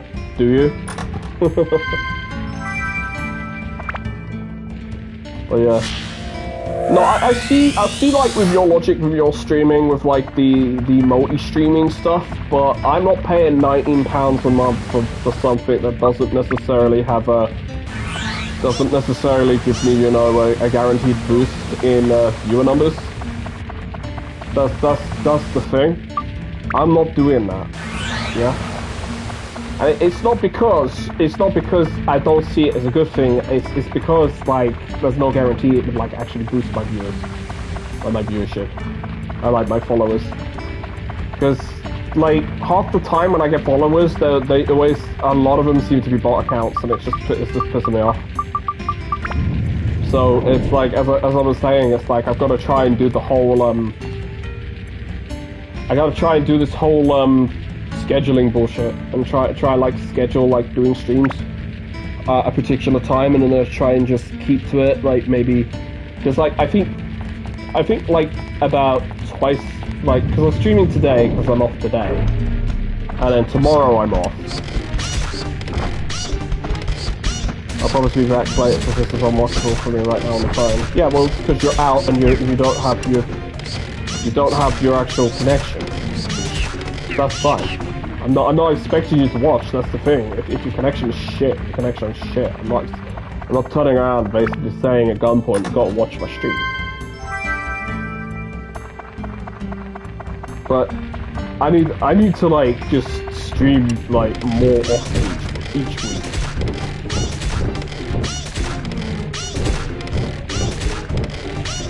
That's the thing. It's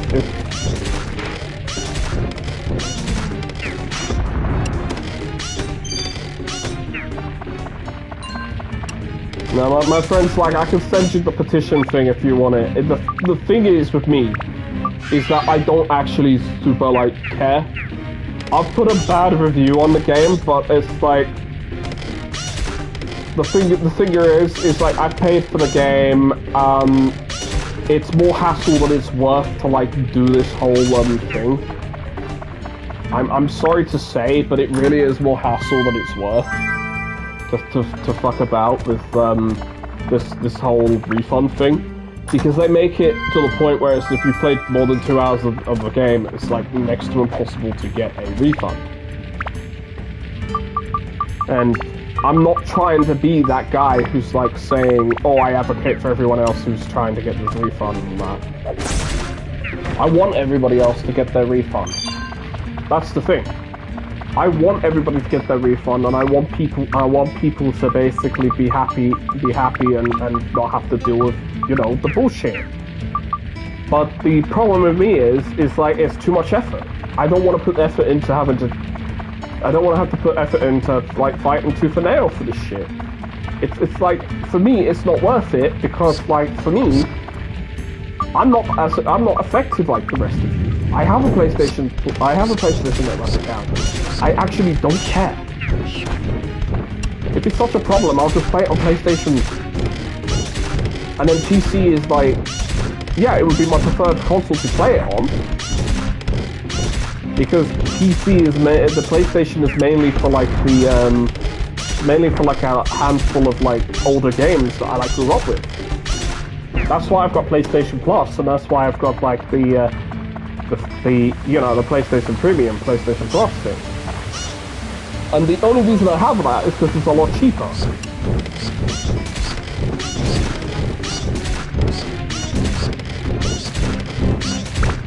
And the reason I have it is because it's very cheap for me, because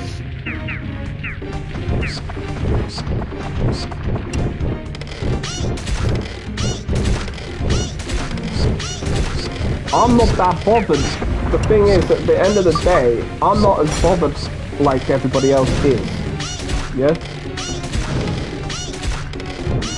Yeah, I'm not fighting that guy. Fuck that noise.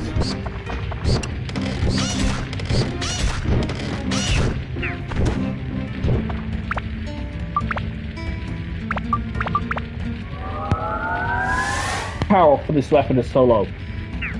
Now it's 5. It'll do more damage. This is the thing. The only issue that I got with this whole refund bullshit with Sony and that is it just takes up too much time, too much effort, and I know that's what Sony is basically hoping that happens to all its consumers. Which is why I'm going to urge everybody else to go through with it and go and do it. But me, I don't really care so much. I'm at a point where it's just like I've just given up with the industry. Haha, jokes on me. You took money from me. La-di-da-di-da. You took money from me. I don't really care. I mean, I bought this game a couple of months ago anyway. I haven't played it much because, to be fair, I just haven't enjoyed it. And Valve will turn around and say, well, we can't give you a refund for it because basically, you've already played X amount of hours of the game. And it's like, you've already played 12 hours, so you've already played this, and this is the problem, you see. I think that there shouldn't be a limit. There shouldn't be a 2-hour limit or 14-day limit for, like, you know, games. There really shouldn't be that. You really shouldn't be basically forced to have to love the games that you buy. You should be allowed to get your money back like instantly, and this is the problem. Ow, shit, that hurts. But this is the problem with a lot of game companies now. They deliberately don't do physical copies. They deliberately only do digital so that you have to piss around with trying to get your money back. And they literally do it in such a way because it's like, as a loophole, it don't affect them as a company because they don't give a shit. And it's stupid, right? And it's not something I agree with. It's not something I agree with. I think that companies should be held accountable and should be made to give you, you know, they should be made to give you what you deserve. Like games that are actually good. You should not be having to pay and getting screwed over for buying products, especially video games these days, because it's not fair. It's not fair on the consumer. It's not fair. It's not fair on the not fair on the consumer. Not fair on the developers either. Because the developers themselves are also the ones getting screwed over with this too, because then they're the ones who are getting thrown under the bus by the producer. Basically by the publisher. So you're all getting thrown under the bus because of how the system is, because the publisher is always going to turn around and say, nah fam, I'm not taking any of this heat, get fucked. You can take the blow for it, you can take the monetary loss. By the way, there's a penalty for this kind of shit happening, so you can pay us. It's so fucking stupid. It's so fucking stupid, and this is why I absolutely just hate the gaming industry for whole. It's why I'd rather buy my shit off GOG, own my fucking games, and not have to put up with saying that I don't own my games no more, because, like, go fuck yourself, I own my games. I work my ass off, and I'm paying, and for some games you're paying a whole day's wage for them. You know, 70 quid. You're paying a whole day, you're paying basically like a 5 hour job. You're paying like 5-6 hours for a video game. It's unacceptable. These costs and prices are unacceptable when you're working your ass off, and you want a new piece of entertainment. It's why I'd rather go and buy my trading cards. I'd rather go buy my trading cards than I'd rather just like chill out and play Pokemon and play Magic Gathering and Pokemon. But I don't buy Magic the Gathering cards because I don't support Hasbro, Wizards of the Coast. I don't support them because they're shit companies as well.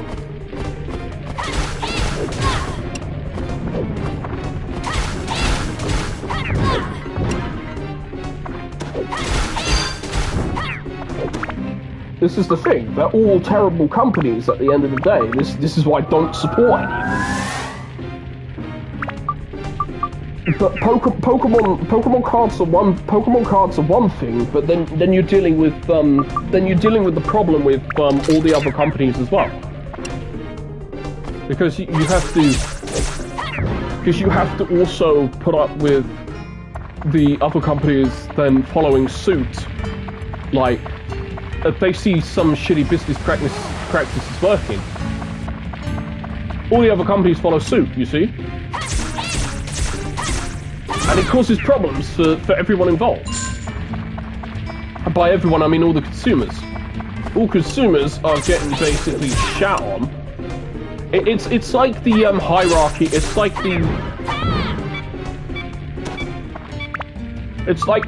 what's it called? It's that hierarchy. It's that bird totem pole where you've got one person, where you've got like the senior management at the top shitting on the managers, who then shit on the then you've got management shitting on middle management. No, you got CEO shitting on management. Then you've got middle management getting shat on by management, and then you've got basically team leaders and CTMs or whatever your basic staff are called at the bottom getting all the fucking shit, because you're the fuckers who have to fucking deal with all the fucking customers and all the fucking bullshit. It's stupid.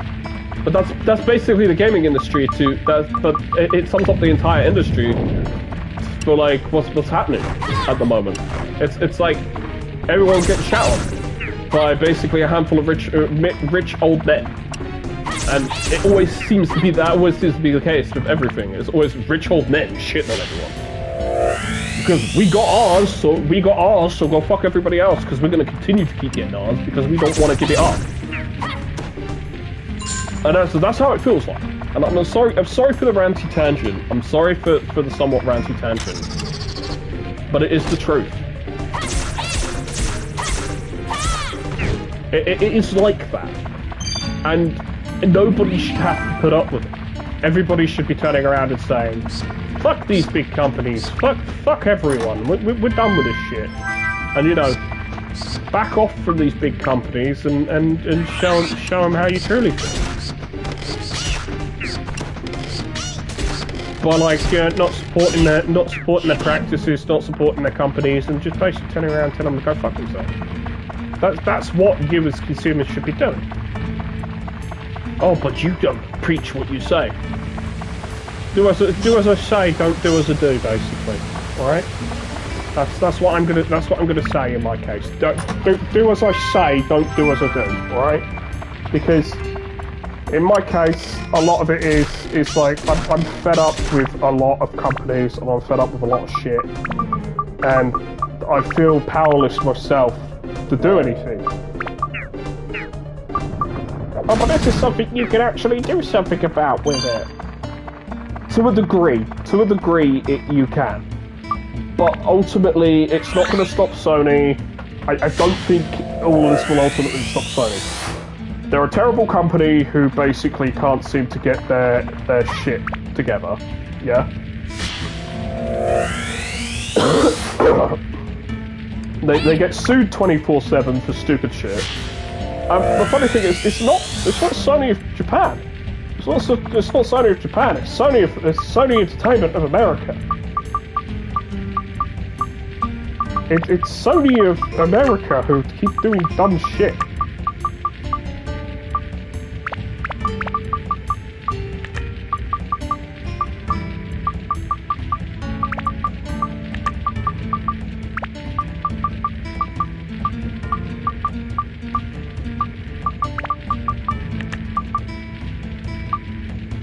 And that's the problem, you see.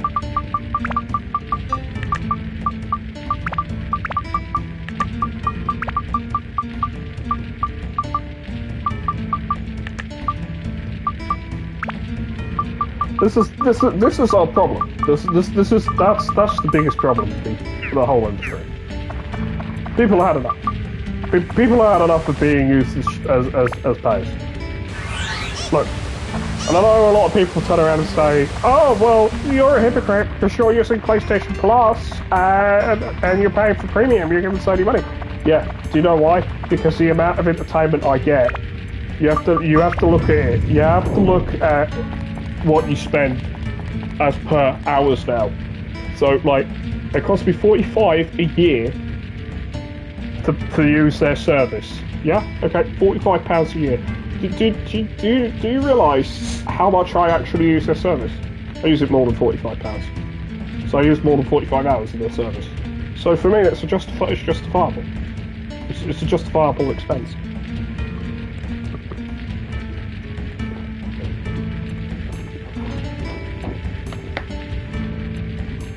Now, Helldivers wasn't necessarily a justifiable expense because I've only played 12.1 hours of it.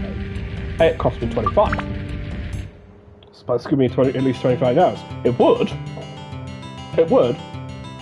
if I didn't feel the game was very unfair with the fact that you basically have to grind this premium currency or just buy it outright, left, right and centre, to basically get...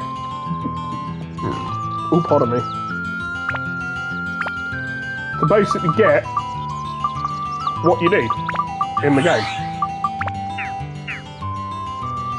And it's not fair. It's not fair on anyone because you as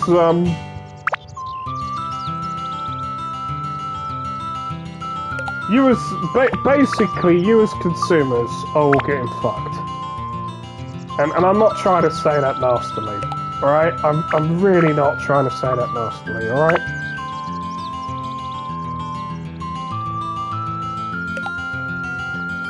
There, that's got to be further away, that does. Hownett's house has got to be there. Lara's house has got to be about there. That pond can be nearby. My house can be there. And Marcho's house is there. The hag's house is there. See? If you look at the diorama analysis, I've done about 50% of the requests just by moving shit around. Okay?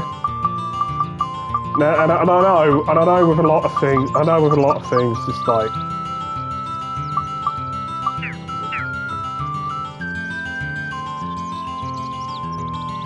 But you can't actually finish this without actually getting Dran's key. And to get Dran's key, you need to do a few bits and pieces here and there. Yeah, I don't seem to have enough money. So I sell all that shite. Now I've got plenty of cash. See? Plenty of money. Get some of those standing powders and get some res powders. Oh, but you're carrying too many items. Yeah, I am. Sell that for a little bit of cash, and then we're okay.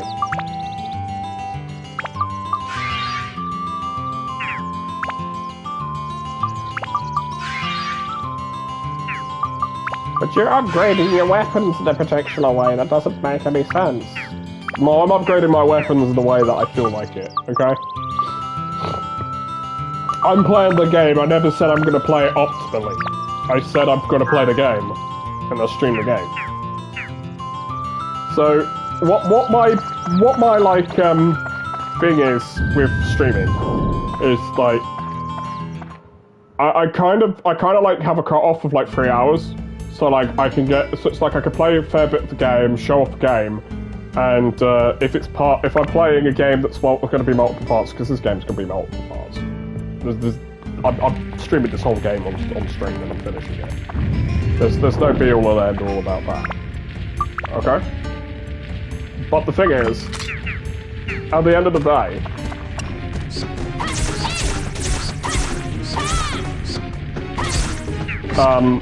I'm trying to keep to some level of the schedule, because I'm gonna need to keep to some level of the schedule of streaming so I can like get more people to come watch. I think after I finish this game, after I finish streaming this, I'm probably gonna play 7 Days to Die with friends. Because like, I've been meaning to play that.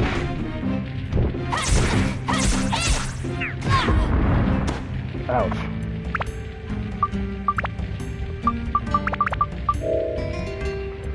But yeah, I think the main thing is like I'll be playing 7 Days to Die with friends.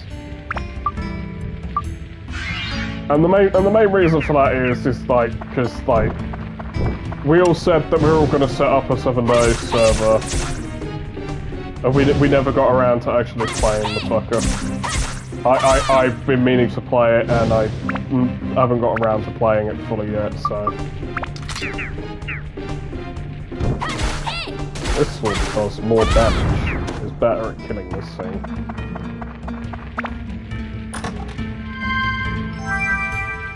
Magical powers, something that's actually pretty rare. This is the problem. This is the problem because that's one of the problems of stat building with this game is the magic. When you require magic power for like weapons and stuff, it like it'll cause you some problems trying to get that stuff.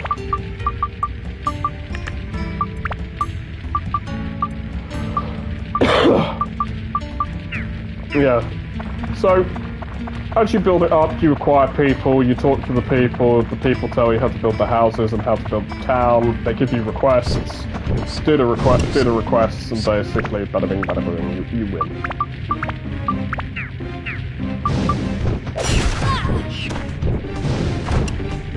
Ow, I just got fireballed up the ass.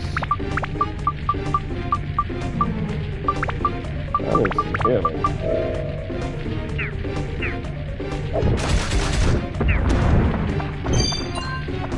That'll give me ice.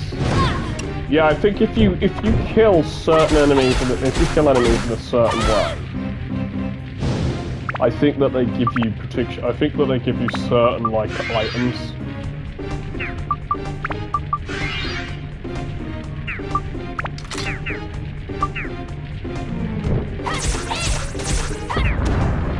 Yeah, I think they give you certain items, so it's like ends up just being like okay, it's the explosion, right, we guessed it, awesome. Alright, a steel slingshot, right, so we actually now have a decent weapon for our companion. Because it's got 14 attack and it hits a lot harder. So what that now means is now we can stick some...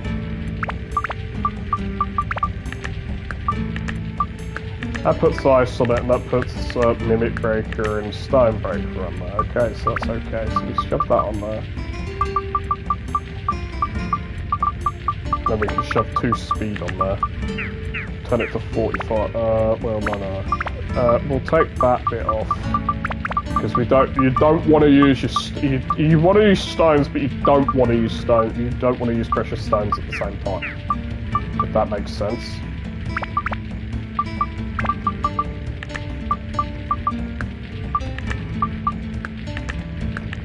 The reason I'm doing it on the sword is because I want to upgrade that sword.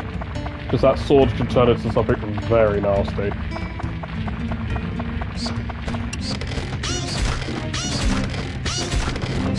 Also, the increased attack power we've got with this is what we mainly want.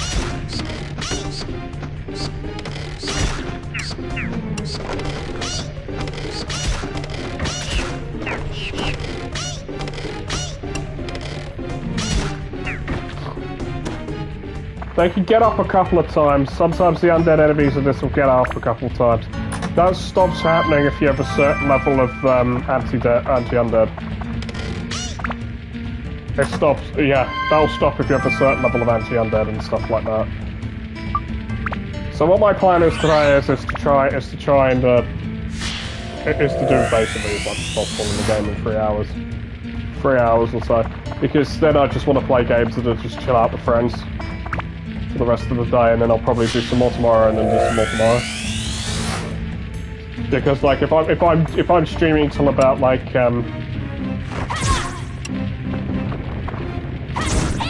because if I'm streaming like how I am, then we're okay. Because like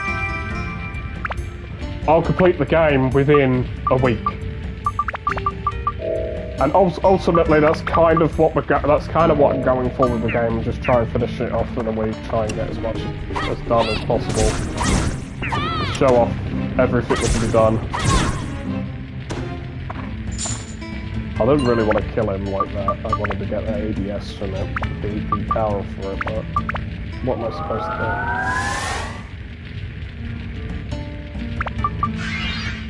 do? Yeah. The problem with that sword is while it's very powerful, its endurance is very low. Yeah. And it does need magical power for the sword as well. So like, I could keep building that up and increasing its power as much as I want. Like, I could do that off screen and shit. And basically, all I'm doing is just trying to get that ABS up as high as possible. So when I you know do the synth break, I can power that up.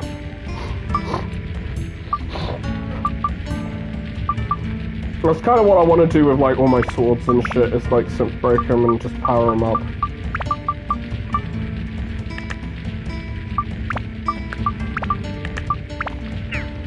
Yeah, because that's got some extra points that I can shove on there for that. So that's not to say, it's not to say that I won't like continue just doing floors like on my off time as well, and like level up my weapons that way. That's not to say I won't do that. It's just to say, like, in the time that I'm trying to do, I'm trying to play a game, I'm trying to get through the game, but I'm trying not to bore everyone. That's the thing. And I'm gonna say this, don't expect me to just be playing this game, alright? Because this is not the only game I want to stream. There are other games I want to stream. I do want to stream Crash, I do want to stream Crash, what you call it? Why would I say that?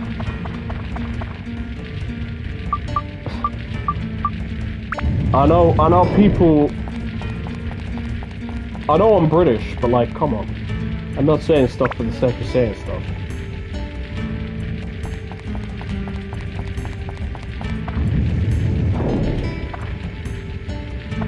No, you're not offending me, I just don't see the point. That's all it is. I just don't see the point of saying it.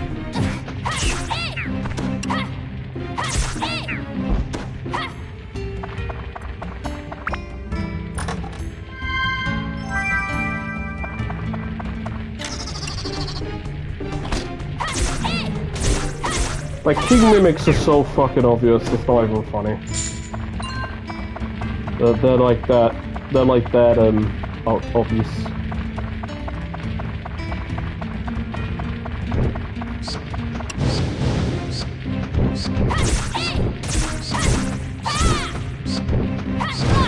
Ow.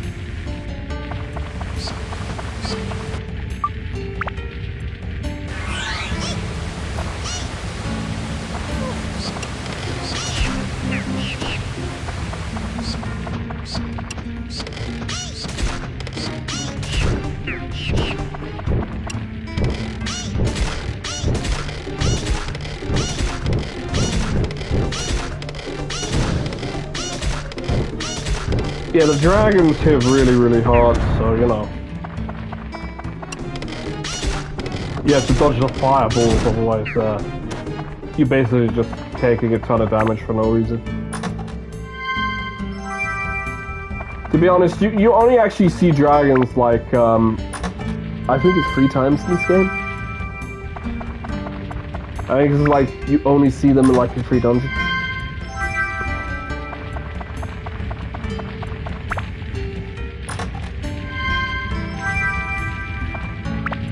I think you see them in this dungeon, and I think you see them in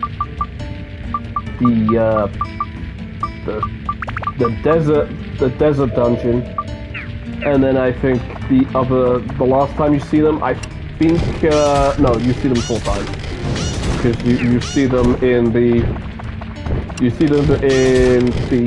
so-called final dungeon, and then you see them in the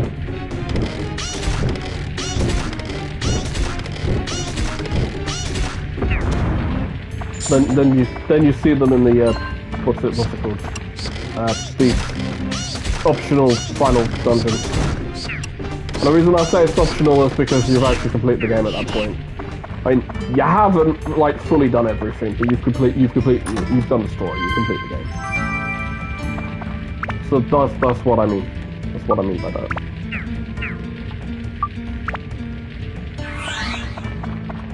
I have to leave the dungeon again.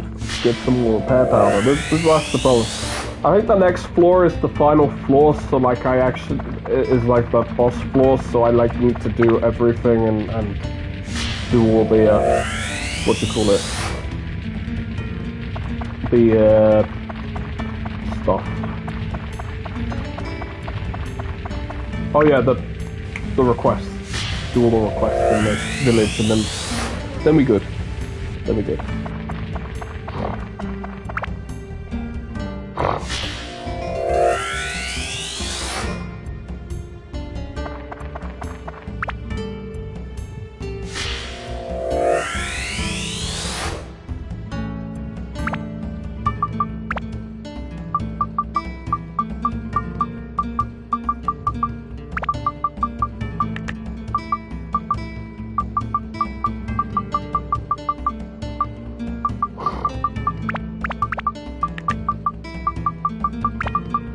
Yeah, so for this we do this, and then you put the blades there, then you put Dran's horn there, then you put that there.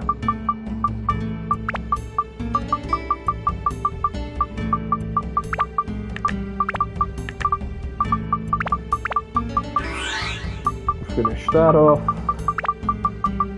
Finish that off.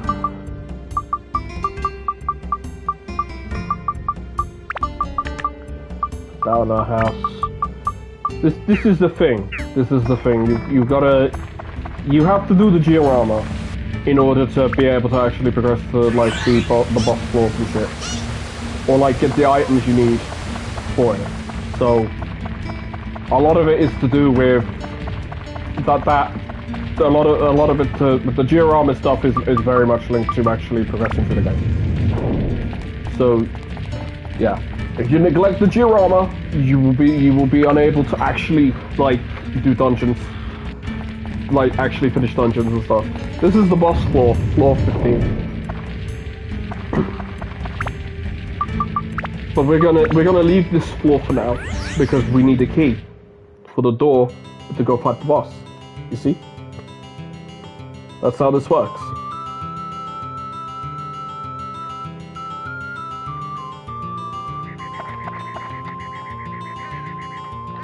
But we also need to like load up on some items on the ship too, so there's that too.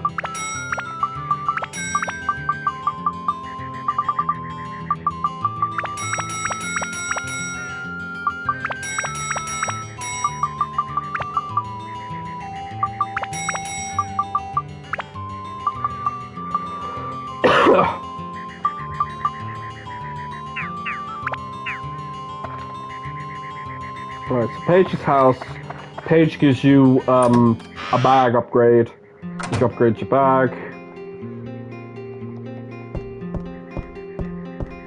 And then you can get a pocket from the mayor as well. which allows you to,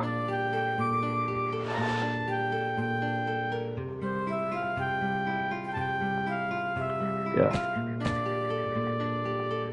Because it allows you, because you can only carry 50 items at the beginning, and then you carry 60. You can carry up to, I think it's 100 by the end of the game. By the actual end of the game. I think you can get your stuff to be upgraded to carry 100. Repair powder. Yeah, a lot of the stuff at the beginning, in the beginning one is just kind of, eh. You get some items that are useful, but you don't get that much shit that's useful. That's all it is.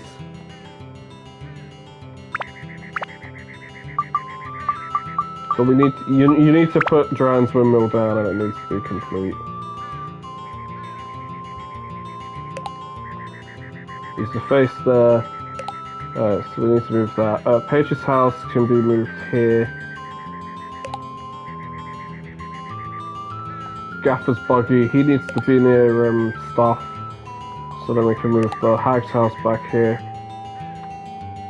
And then that just needs Dran's windmill just needs to basically be here.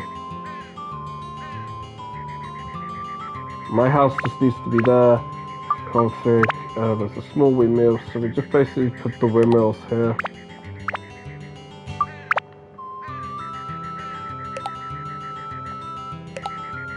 So basically the windmills are like here. Place it the right way round.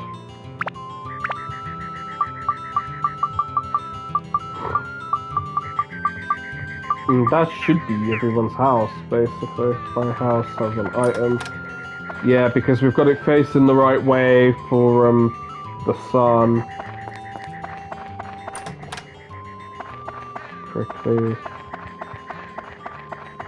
Yeah, so how it works is there's a lot of people where you have to ask like for stuff. He wants a storage cabin. They want the lamp.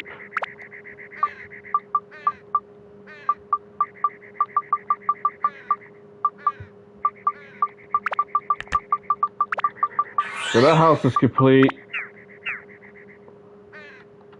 Claude is, Claude I think needs his, he needs his candy box.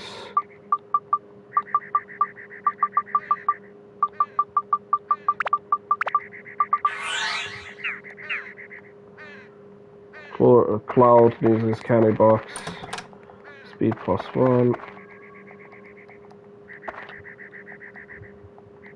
Storage cabin, yeah, she needs a storage cabin.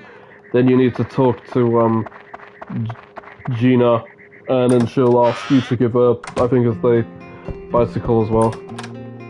Fruit vegan, power up powder, tasted water. Gina needs a tricycle basically.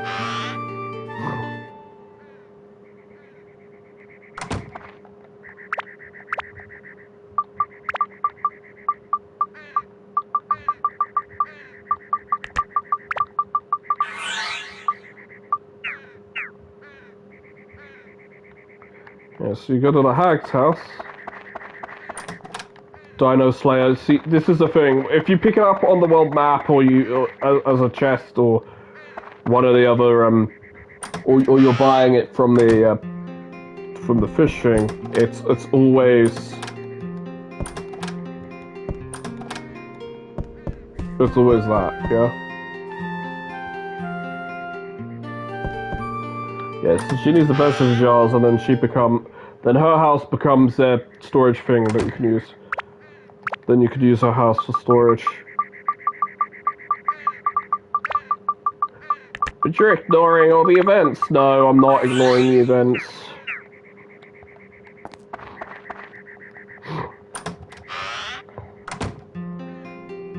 Because I'm finishing it off. Basically, this finishing off the diorama is like the number one thing that I want to do, because we've got to just go through all the cutscenes to this diorama, just get it all done all at once, and then basically you know,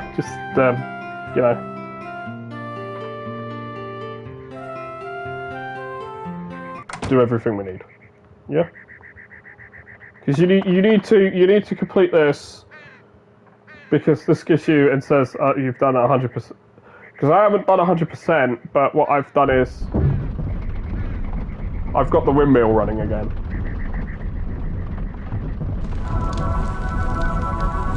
Which does this, which then gives you Dran's key.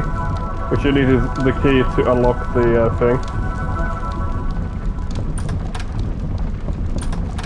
Horned key, so.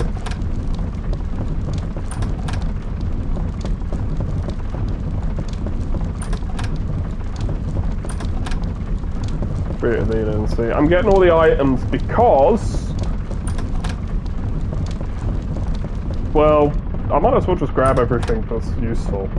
Yeah.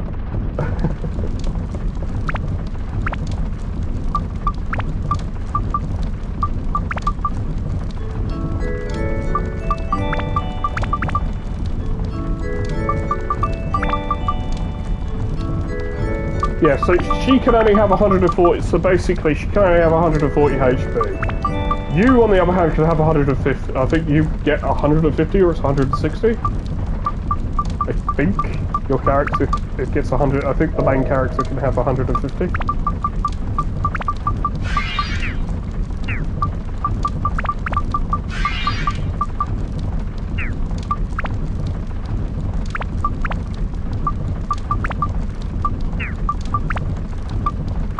Yeah, so you need a lot of stats for this one, and thunder and wind. Or you just need attack, magic and wind, and then some stats.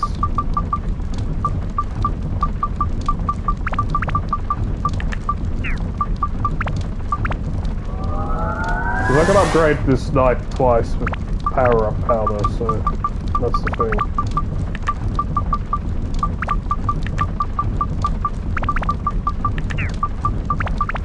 So like, you see, I'll just power up my weapon to a point where it's actually semi-decent.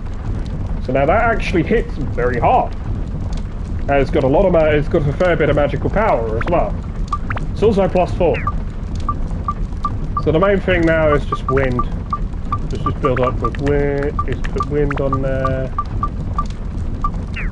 What was the other thing? I think it's mimic, no, it's mage slayer. I haven't got any mage slayer. Yeah. We can put undead slayer on it, and we can put or stonebreaker. So it can do more damage against stone constructs. Oh, she would take that off. We'll put dragon slayer on it, so it gets a little bit of dragon slaying power as well. So a sword actually becomes a fair bit more formidable. Still slingshot is just basically just increases speed and it's anti-undead. Oh no, the still slingshot actually is anti-dragon, anti-rock and anti-fly.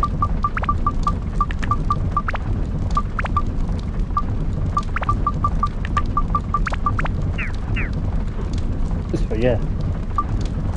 The thing is I wanted to upgrade the sword because upgrade the sword gives more power for the sword. And I can status break that later as well.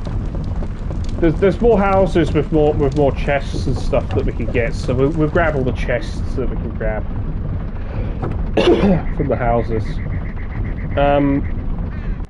If I remember correctly, the mayor's got a couple more chests inside the house that you can grab, so there's that.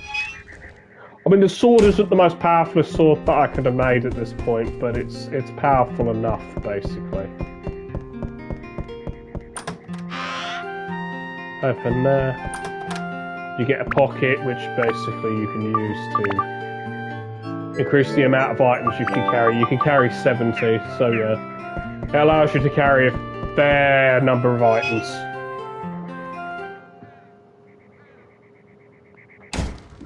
And I've got a pizza I can cook later, so I've got that sorted. Okay, Elnet's house. Tasty water.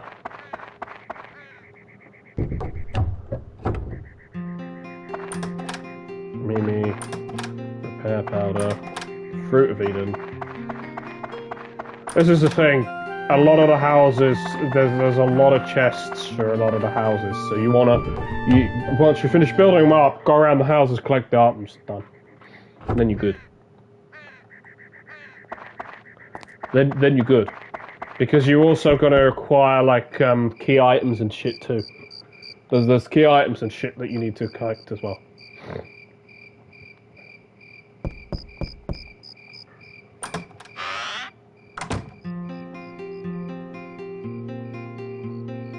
Because there'll also be some chests in the house too. Yeah, see, as you can see. So basically, all the miracle chests are basically they've all got like the genie's eye on them. Because in the second game, the miracle chests are just just brown boxes, so it's like it's a pain in the ass to find. And then the little kid comes in and says that's that.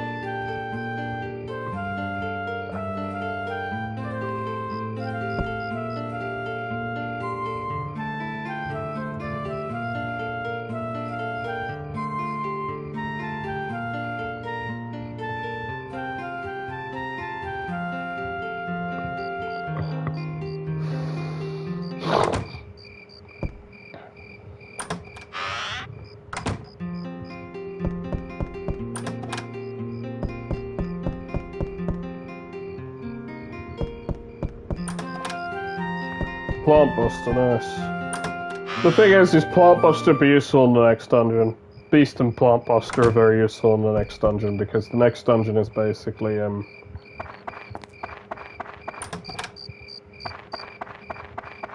it's a forest / jungle, so it's like that's why it's useful.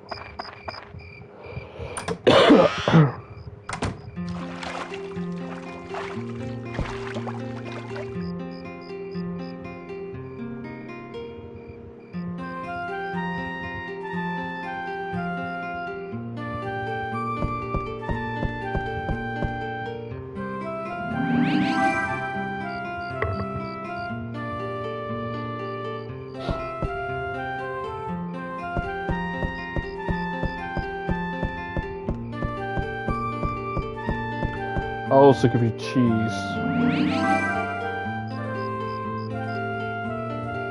He likes his food, basically.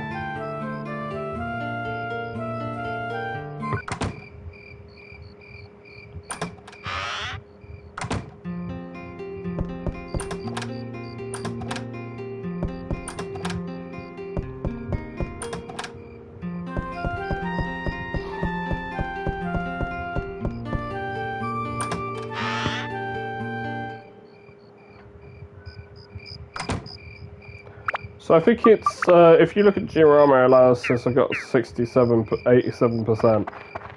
The 87% is because, like,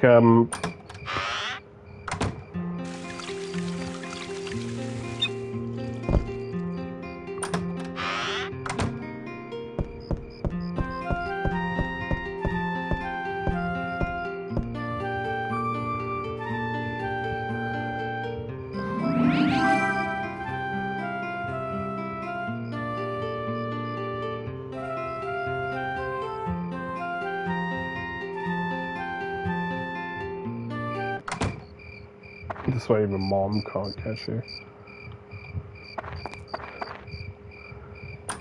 I think there might be another chest in this house. Yeah, there is. Bread. This is the thing. They like to hide a lot of games in a lot of games in the past, especially like the older games. They like to hide a lot of shit where you can't see it.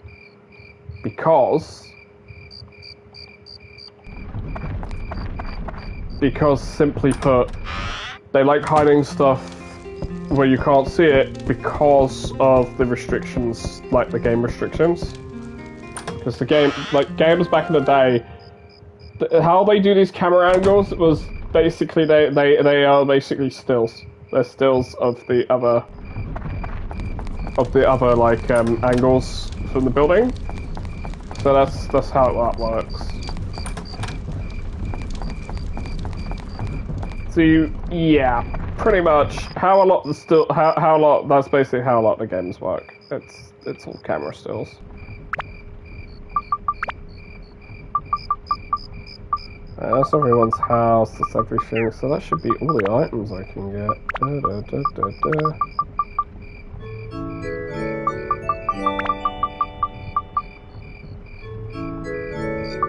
Yeah, see, because I think 7 is the highest your HP can go to.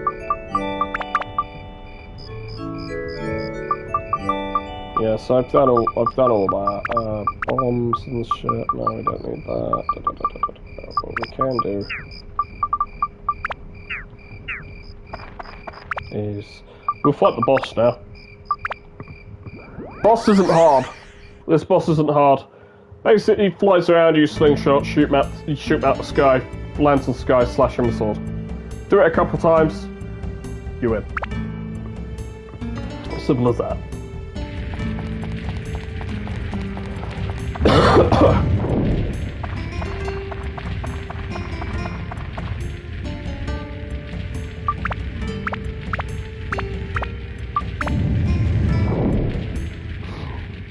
And then I'll probably just do this, probably go to the next place, save my game.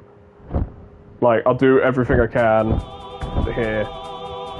Save my game, it goes to the next place, save my game, and then we'll probably, you know, call it there. I absolutely love the music in this game.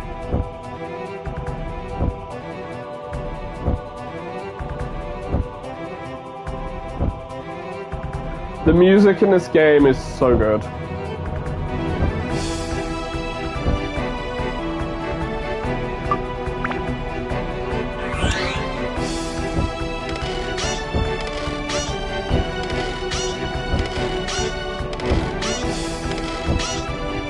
Problem is just hitting him. Alright, so we've got him. Hits him. Oh. Shit, because we hit him twice. You can't do that.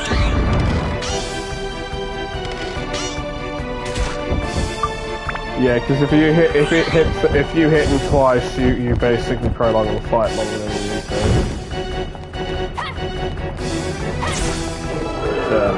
Oh shit, that only does 10. Wow, we're gonna be here for a little bit.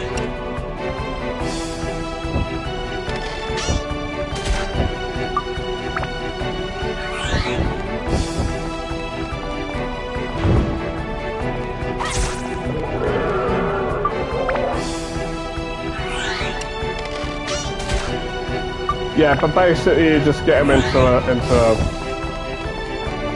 perpetual loop where you just basically take it.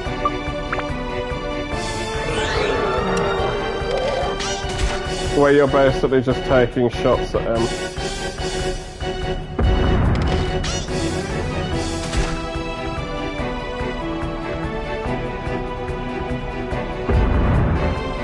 So if you just wait for him to fly.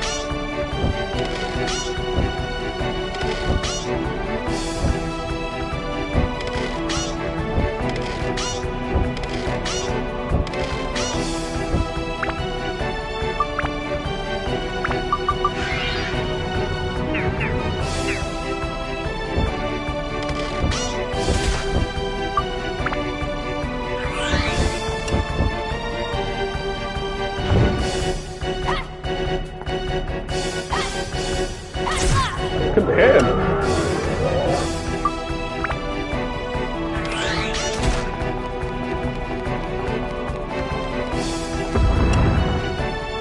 Yeah, because he'll charge. If he's not actually flying, he'll charge.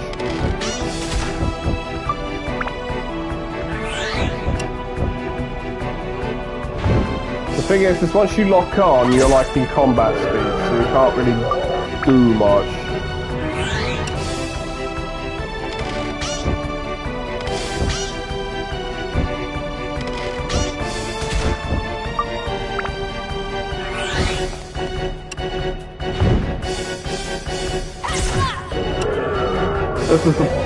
This is the thing though, I think it's my weapon isn't very powerful. So it's gonna take a little, it's gonna take longer than what I want it to take, you know?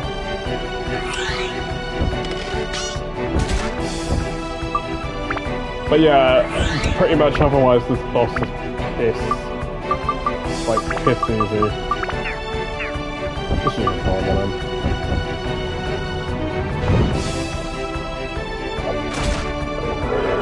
See, bomb only does 10 damage to him as well. Jesus Christ, bomb freaking useless too.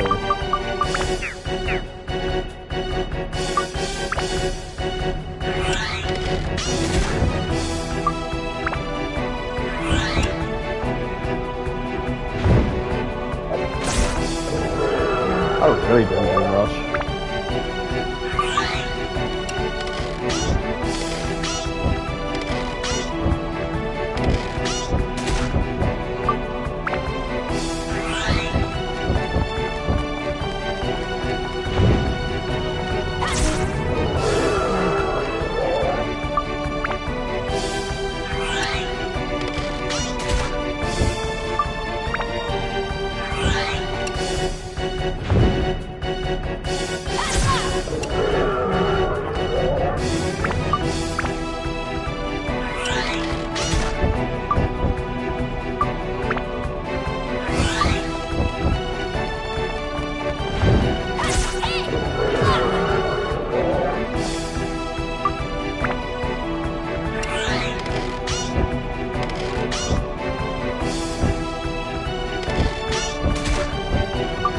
Yeah, because the slingshot only does 1 damage and then you slash him with the sword and do whatever damage the sword does. The thing is, for me, it's going to take a lot of hits because it's actually pretty tough. There's only one way I can actually improve my sword and improve my power level to speed this up.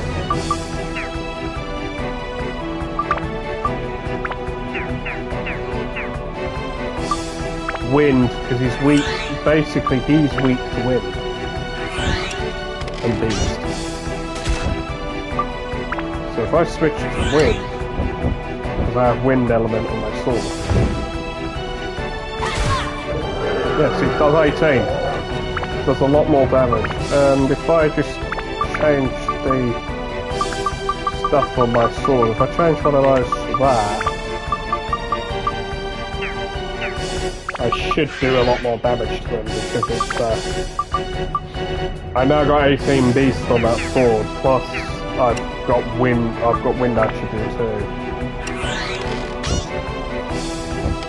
That's the thing, enemies will take hits, will take more damage based on the element that you're using, but it's also based on the magic power of the sword that you're using. And now I'm doing basically double the damage, so this should take half as long now.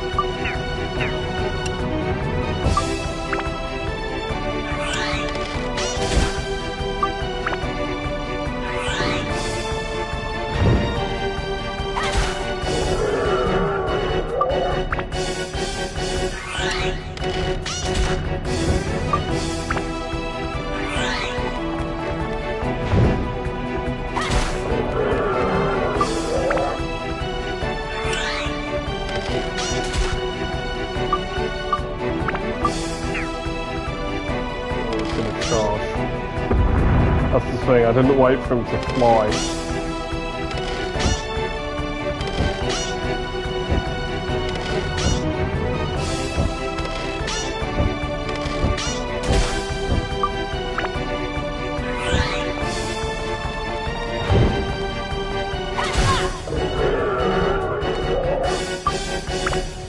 The thing is, the boss himself is not difficult to do. He just has a, he just sometimes takes a little while. It depends on what weapon you've got, basically. It depends on the weapon, depends on like how hard you can hit him. Because I can only hit him for 18, so it's like not really doing that much for me.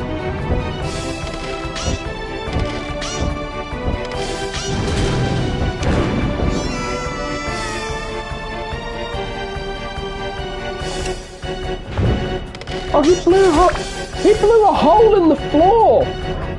Holy shit! I never realised he could actually do that. Oh, I beat him though. I never realised he could actually blow a hole in the floor. I've never had the fight go on that long. He blows a hole in the floor. I've never had him fire the fireball at me. Oh, I guess I learned something new with that fight. Not as easy as it seems. Yeah, because he blew a fucking giant hole in the floor with a fireball, as you can see. But I've never had him fire the fireball at me.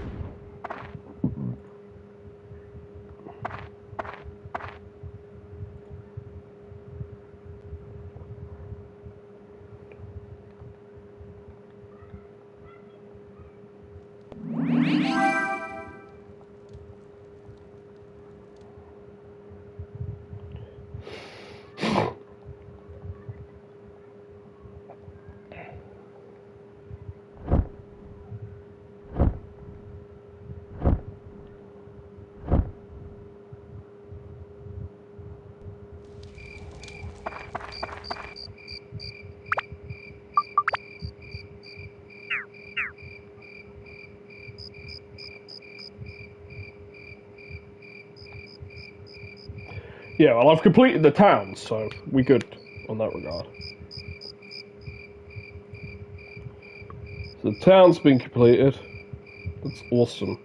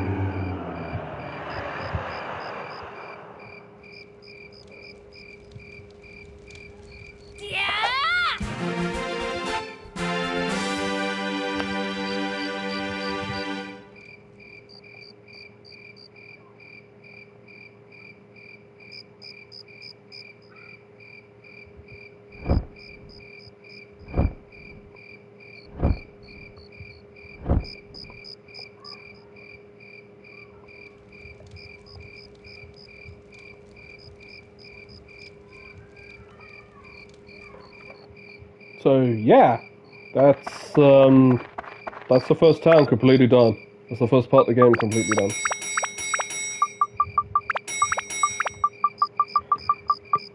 So yeah, let me just restock on my shit.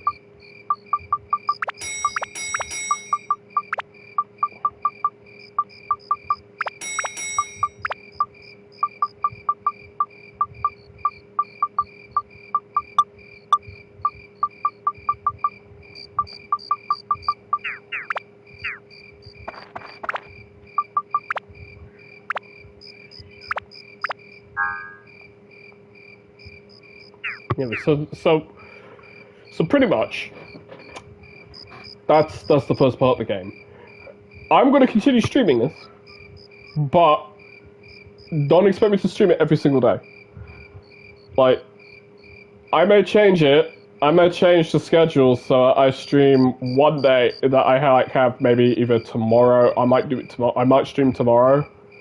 So I just keep a look on the schedule basically if you want to know when I stream next. Pretty much. I got to start using the schedule more often, and I got to start trying to do it where I see fit. Like as I said, some games will take me one stream. Some games will take me two. Some games will take me multiple. I got to get used to doing like a long-term stream. Because most of the games that I've played and that I've done, they've been one or two They've been like one or two streams, okay? Just because of length. Also considering that I've been familiar with the games too, so you have to understand that as well. Yeah.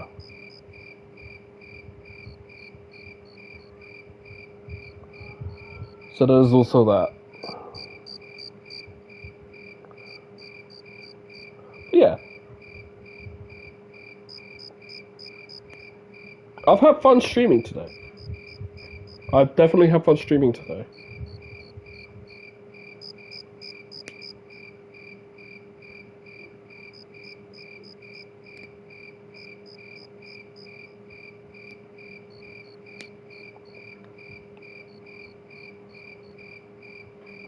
But yeah, I've had fun streaming today. If you've enjoyed the stream, hit the follow button.